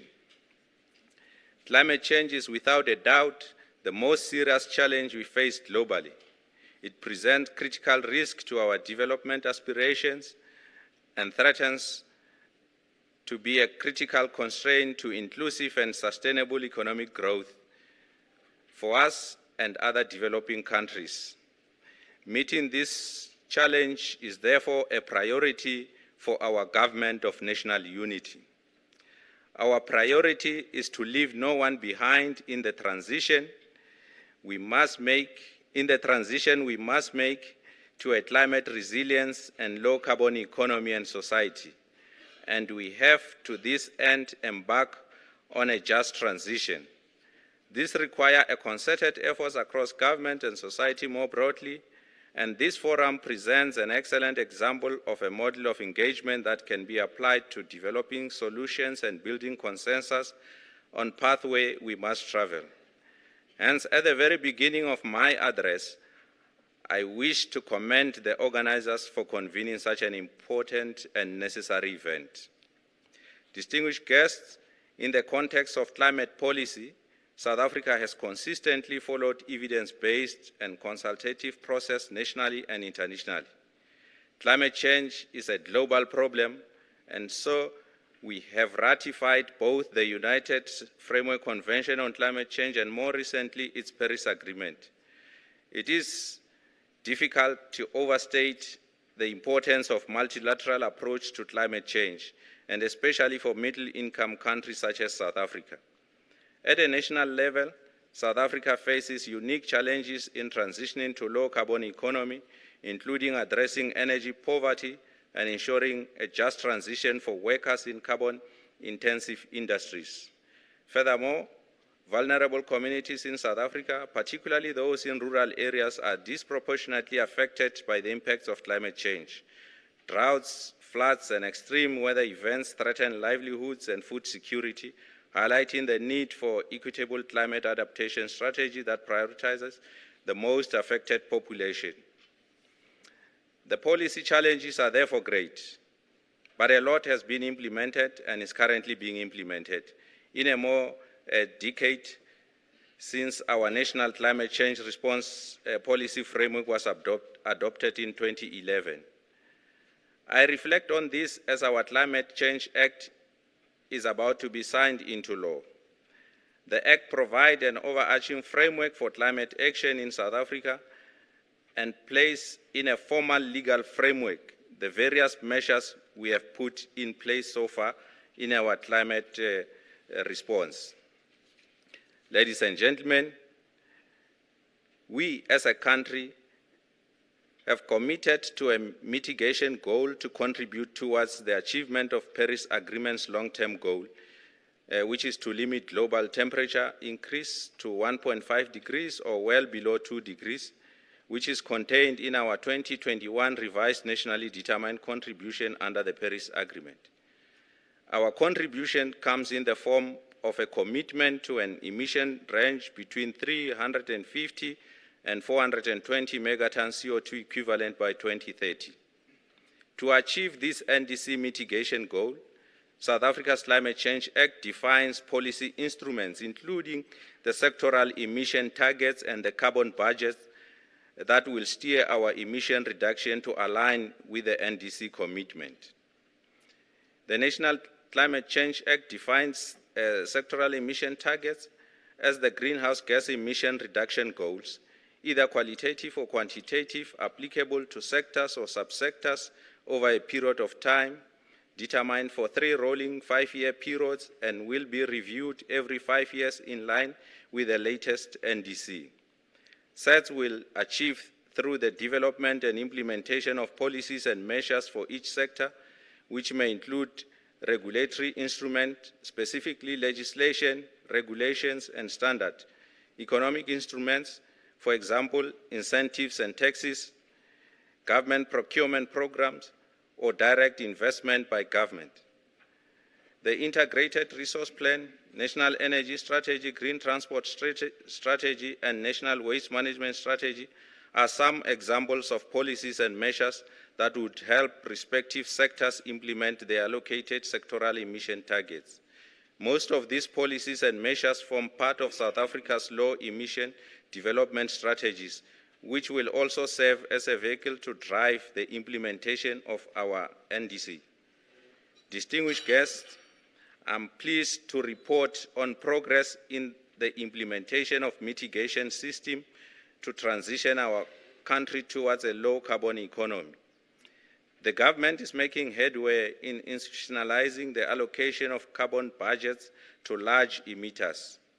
Carbon budgets are a maximum volume of greenhouse gas emission an entity can emit over a certain period of time. Carbon budgets allocation for the first mandatory period is underway and is expected to be concluded this year. Under the framework, Companies which have been allocated carbon budgets will be required to submit mitigation plans to indicate how they intend to reduce their greenhouse gas emissions to keep within their allocated budgets. Carbon budgets will be allocated to enhance South Africa's global competitiveness and investor confidence. Ladies and gentlemen, I'm very pleased that the onset of my term of office coincide with the development of South Africa's updated long-term low emission development strategy 2050, LT-LETS, which is our overarching national roadmap on climate change mitigation to achieve net zero carbon emissions by 2050. The LETS offer an opportunity for the country to reflect on our forward-looking national economic development plans and strategies that embrace low emission and climate resilience economic growth and maximize the use of opportunities for South Africa that will arise from the transition. The roadmap aims to facilitate the implementation of the net zero development objective, considering the role of both states and non-state actors. The roadmap should be packaged in 5-year planning periods to align with broad government planning cycles and with the multilateral NDC cycle. The proposed net zero development roadmap has to take cognizance of existing frameworks and roadmaps such as the Just Energy Transition Implementation Plan and the Presidential Climate Commission's Just Transition Framework. Part of this work will build consensus on development pathways that seek to address our triple development challenge, that is unemployment, inequality, and poverty, and aid stakeholders in dealing with significant levels of uncertainty facing the South African economy and its development trajectory in light of global transition.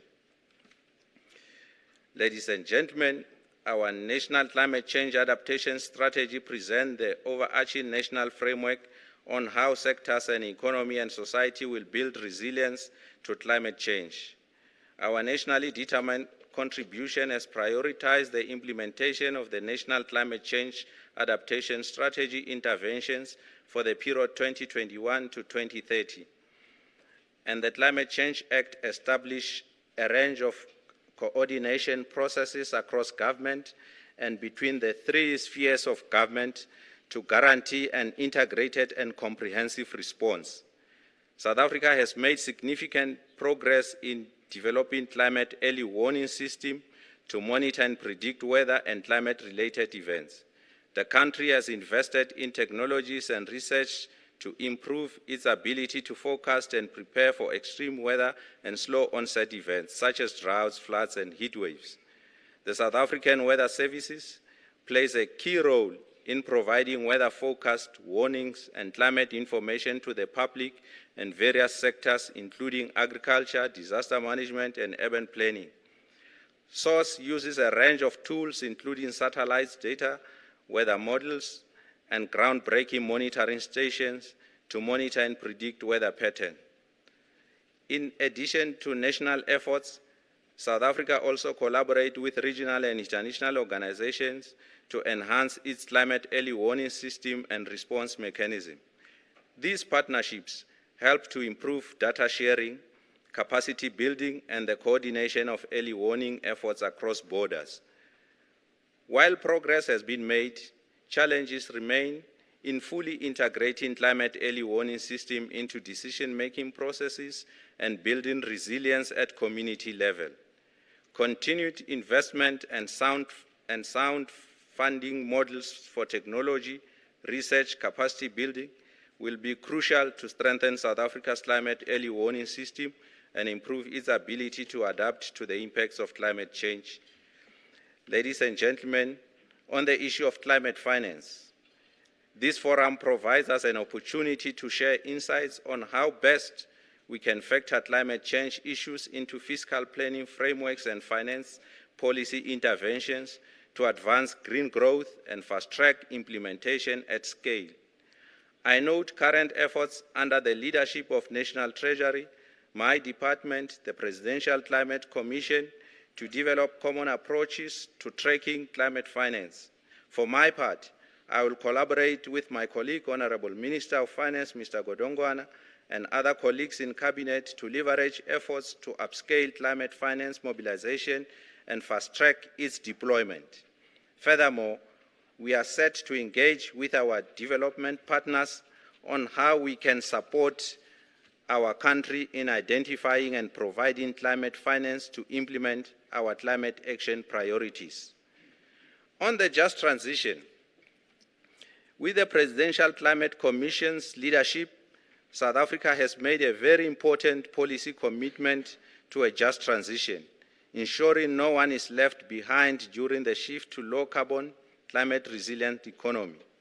The South African interpretation of a just transition is society-focused, envisioning measures to uplift and support workers, communities, and society, accommodating a broad range of interests and advocating for systems transformation. It tackles inequalities on both national and subnational scales, centering on the spatial and distributional impacts of the economic transition. The South African government has committed to the implementation of the Just Transition Framework in all tiers of governance, at local government, provincial, national government level, as a mechanism to achieve the LED's vision.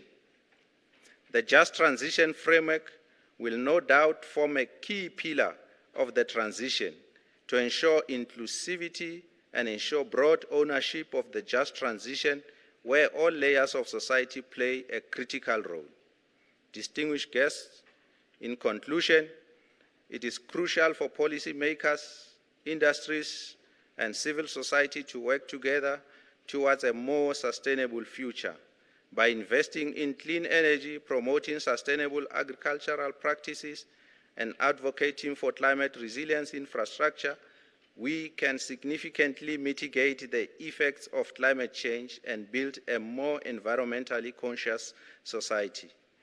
The state of climate action in South Africa requires collective and ambitious efforts to address the challenges posed by climate change. By prioritizing sustainability, innovation, and inclusivity, we can pave the way for a greener and more prosperous future for all. Lastly, addressing climate change impacts and transitioning to a sustainable economy must consider the needs of marginalized communities who are most vulnerable to climate-related disaster and may bear the disproportionate burden of climate impacts. We look forward to working with all of you on implementing the climate measures we need. And Minister George would like to thank you.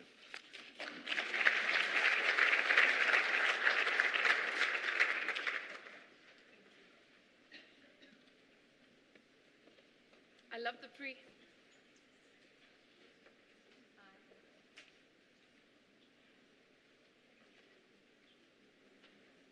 Thank you.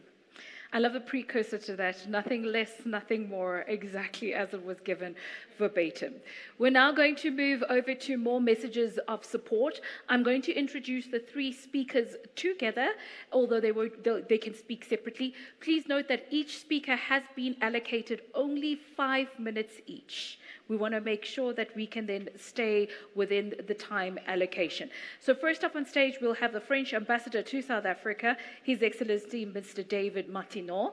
Then we'll have Mr. Marino Cunat. I hope I'm saying it right. That's Chargé d'Affaires for the Embassy of Switzerland to South Africa. And that trio will be completed by Mr. Mxolisi Mgojo, President of Business Unity South Africa. Thank you very much, Excellencies, ladies and gentlemen. What to say when the President said it all? Well, repeat. And especially because we've been urged to show wisdom. So English is not my native tongue, but I am told that knowledge is about knowing that tomato is a fruit, and wisdom that you shouldn't put tomatoes in your fruit salad. So I will start with two figures. 5.3%, this is the fall in global greenhouse gas emissions compared with 2019. That is very promising. The problem is the second figure, 43%. This is the reduction we need within the next 6 years to keep global warming below 1.5% in accordance with the Paris Agreement. We need to do more than what we are doing right now. For this reason, we have committed to very high ambitions at COP28 last year in Dubai for energy transition. Transition away from fossil fuels so as to achieve net zero in 2050, triple energy renewable energy production by 2030, and accelerate zero and low emission technologies, including nuclear. So to live up to these commitments, and because science shows that the persistence of coal in the global energy mix is the main reason for the lack of progress, South Africa has obviously a key role to play in making a difference globally. Because its electricity mix relies at 80% on coal, South Africa is the 15th largest emitter of greenhouse gases in the world. South Africa has decided to rise to the challenge of the energy transition, an ambition confirmed consistently and courageously by President Ramaphosa. And we are determined to accompany her. The transition is also imperative for the country and for South Africans because the economic and social consequences of its electricity mix are very worrying. I have 4 examples of them here. First, air pollution, in particular the one associated with coal use, is seriously damaging the health of South Africans. It is estimated to cause between 30,000 and 45,000 deaths a year. Not closing down these coal-fired power stations could increase the number of deaths by 2,800 a year. Second, considering the diminishing resources of water, the environmental impact is unmistakable. Coal-fired power plants require massive quantities of water, reducing the already scarce water available for other activities, including agriculture. On top of that, discharges from coal-fired power stations contaminate drinking water that the local population uses.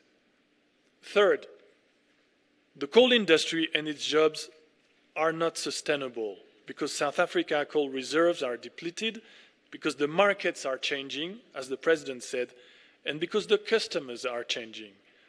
The CBAM is a good example of that. With its Green Deal and its commitment now registered in law to become the first climate-neutral continent by 2050, the European Union is keeping up to its responsibility in the fight against climate change, whatever the cost for European industries and consumers.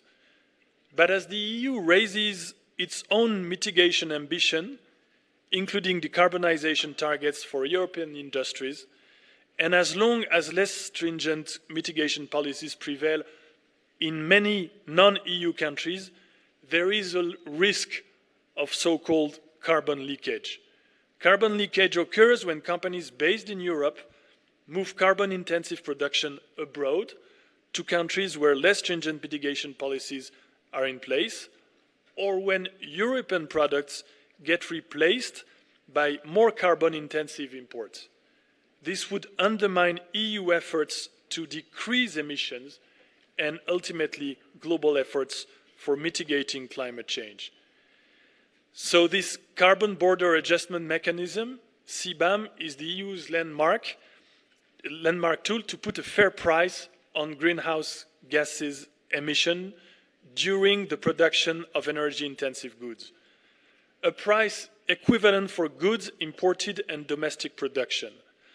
This mechanism will force entire industries, such as cement and steel, to change their production method. Fourth and last, there is less and less appetite to fund coal-fired power plants. Since the Paris Agreement in 2015, an increasing number of international donors have pledged to stop funding projects linked to fossil fuels. I could quote the G20 that South Africa will chair no later than December. In 2021, the G20 has pledged to end public financing of coal-fired power plants in third countries without an emission mitigation mechanism. But let's be pragmatic and realistic. Even though the World Economic Forum's June 24 report cites South Africa as one of the countries making the most progress in the energy transition, the exit from coal for South Africa will remain long and difficult. South Africa has asked us for support back in Glasgow in 2021, and this gave birth to the first partnership for a just energy transition. France, alongside Germany, the United States, the United Kingdom, and the European Union, has decided to support this just energy transition. Our financial commitment is 20 billion rands, 1 million euros, and France has already disbursed 300 million euros as a loan to the National Treasury in November 22 in order to strengthen the national framework for climate change and energy transition, to develop renewable energy, and to create 10,000 non-coal jobs in Mpumalanga. What we need now is a strong pipeline of projects, as the President said. We are interested in financing electricity transmission infrastructures because we believe this investment will validate all the previous investments by South African actors, being private or public. And yes, I know, give me 1 minute, please. France is also extremely attentive to the social dimension of the energy transition. We are providing electricity in informal settlements thanks to solar panels, and we have a lot of other solutions to offer. Very quickly, energy transition goes through renewables, and French companies are here in the country, and they have already won public tenders for renewable energy generation and storage projects. And because the cheapest electricity is the electricity we don't waste, we believe energy efficiency in buildings and industry is also an essential measure in the energy transition. French companies are already active on that sector, and we believe that they could step up their activities once the implementation plan for the just energy transition includes this issue, maybe with particular incentives. And there is hydrogen, which is an incredibly promising new source of energy. A French company is already developing projects for hydrogen-powered trucks in the mining sector, and a French company is already planning a 1.5 gigawatt solar farm in Mpumalanga with a huge storage capacity in the form of green hydrogen to provide a stable and continuous supply of electricity. Much remains to be done, first and foremost for the benefit of South Africans, and please always count on us. Thank you very much.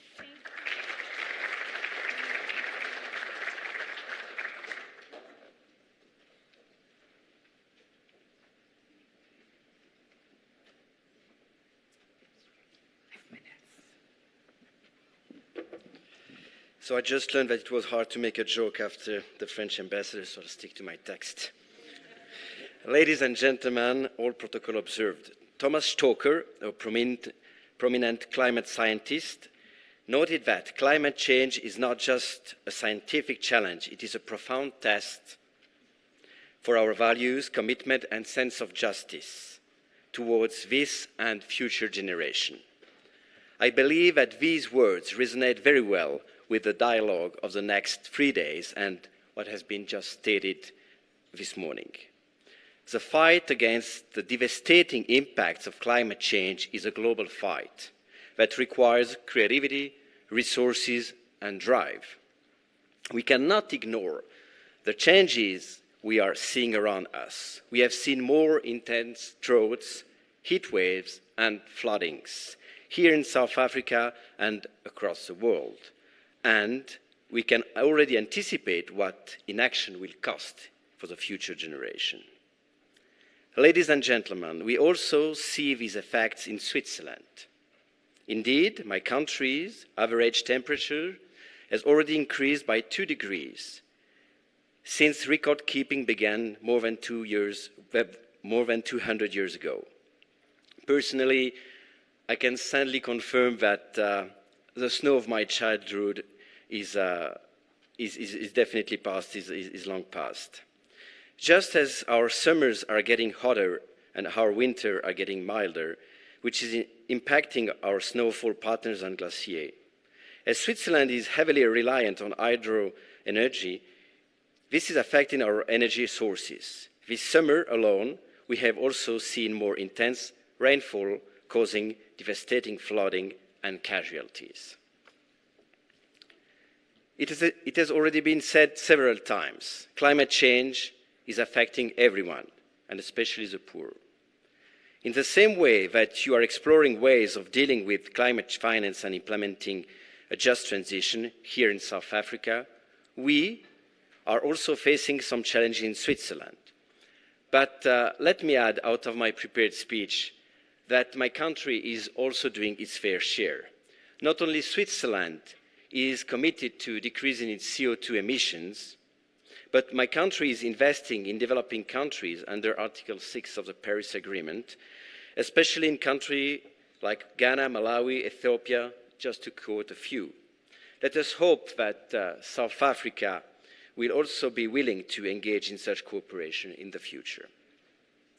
Coming back to the speech, this symposium comes at an opportune time, and Switzerland wants to express its support for South Africa as you explore ways of financing and implementing your climate change strategies. Through our joint efforts and collaboration with South Africa in science and education, through business investment, and through our economic development cooperation, we, as Swiss, recommit ourselves to fighting this battle with you. Ladies and gentlemen, may we have productive engagement in the 3 days to come, and let us fight climate change together. Thank you for your attention.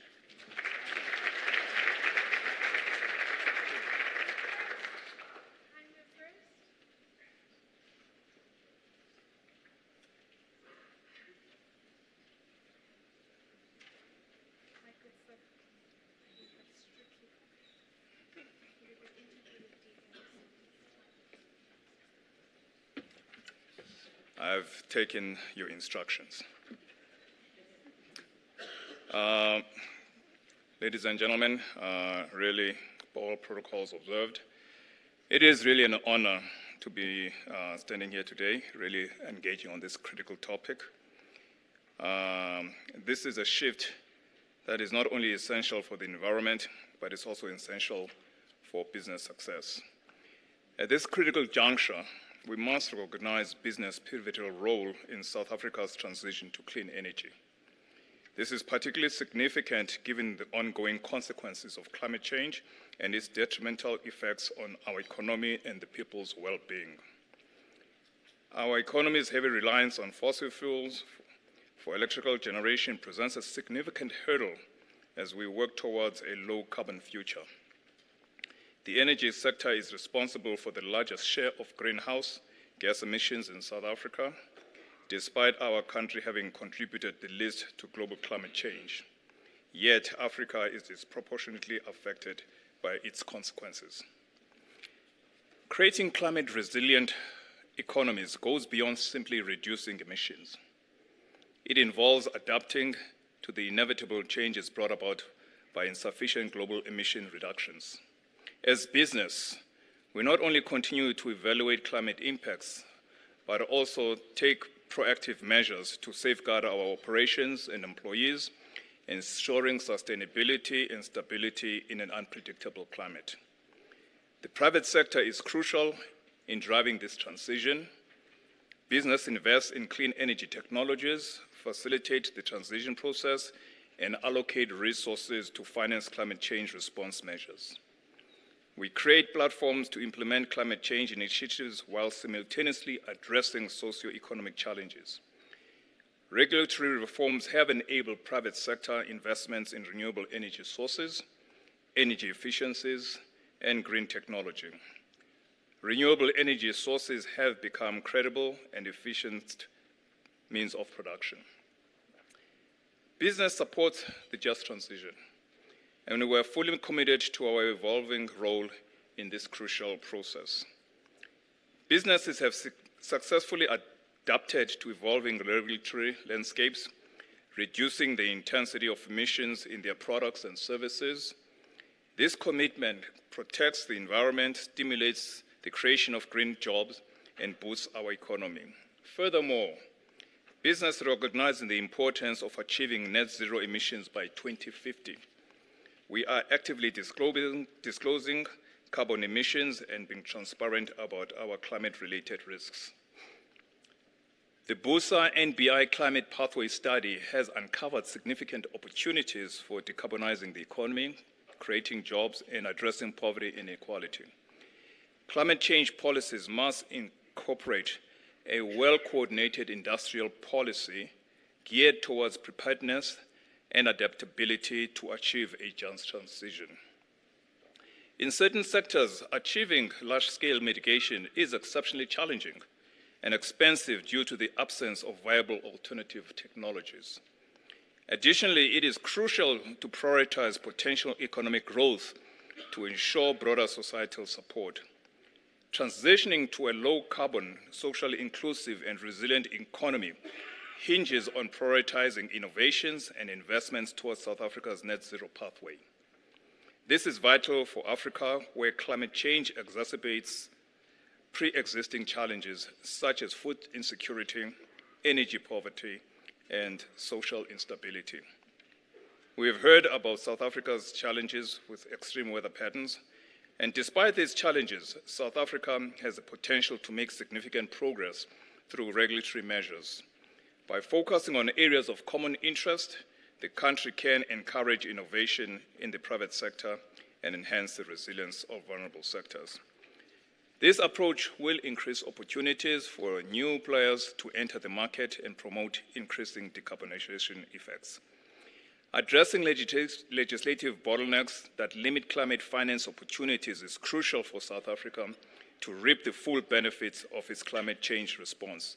Carbon pricing is integral to the mitigation system to achieve a net zero. However, if not implemented correctly, it could lead to significant production losses, inability to capitalize on low carbon opportunities, widespread job losses, and hinder growth and decarbonization. Such an outcome would be contradicting the just transition principle, which aims to ensure more winners than losers.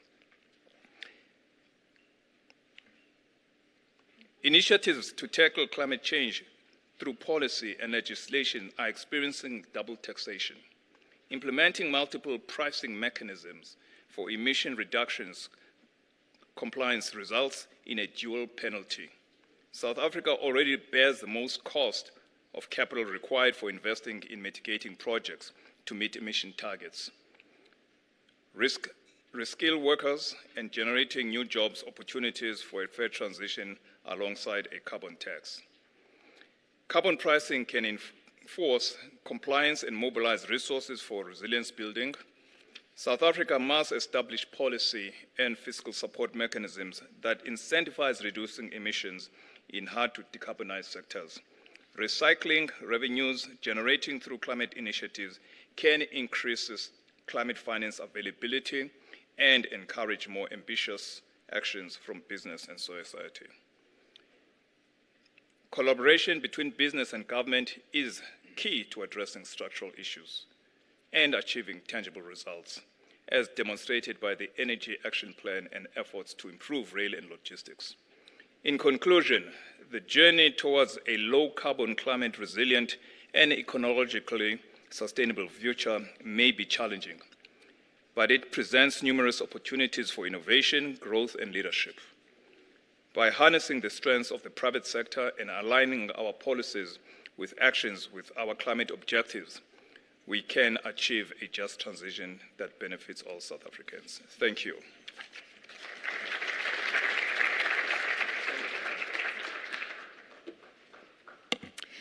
If your car's registration is LS72TZGP, please go to the parking lot. Your lights are on, and we're afraid that your battery might just run out, so please go switch off your lights. We'll now go into a tea break. It is 11:40.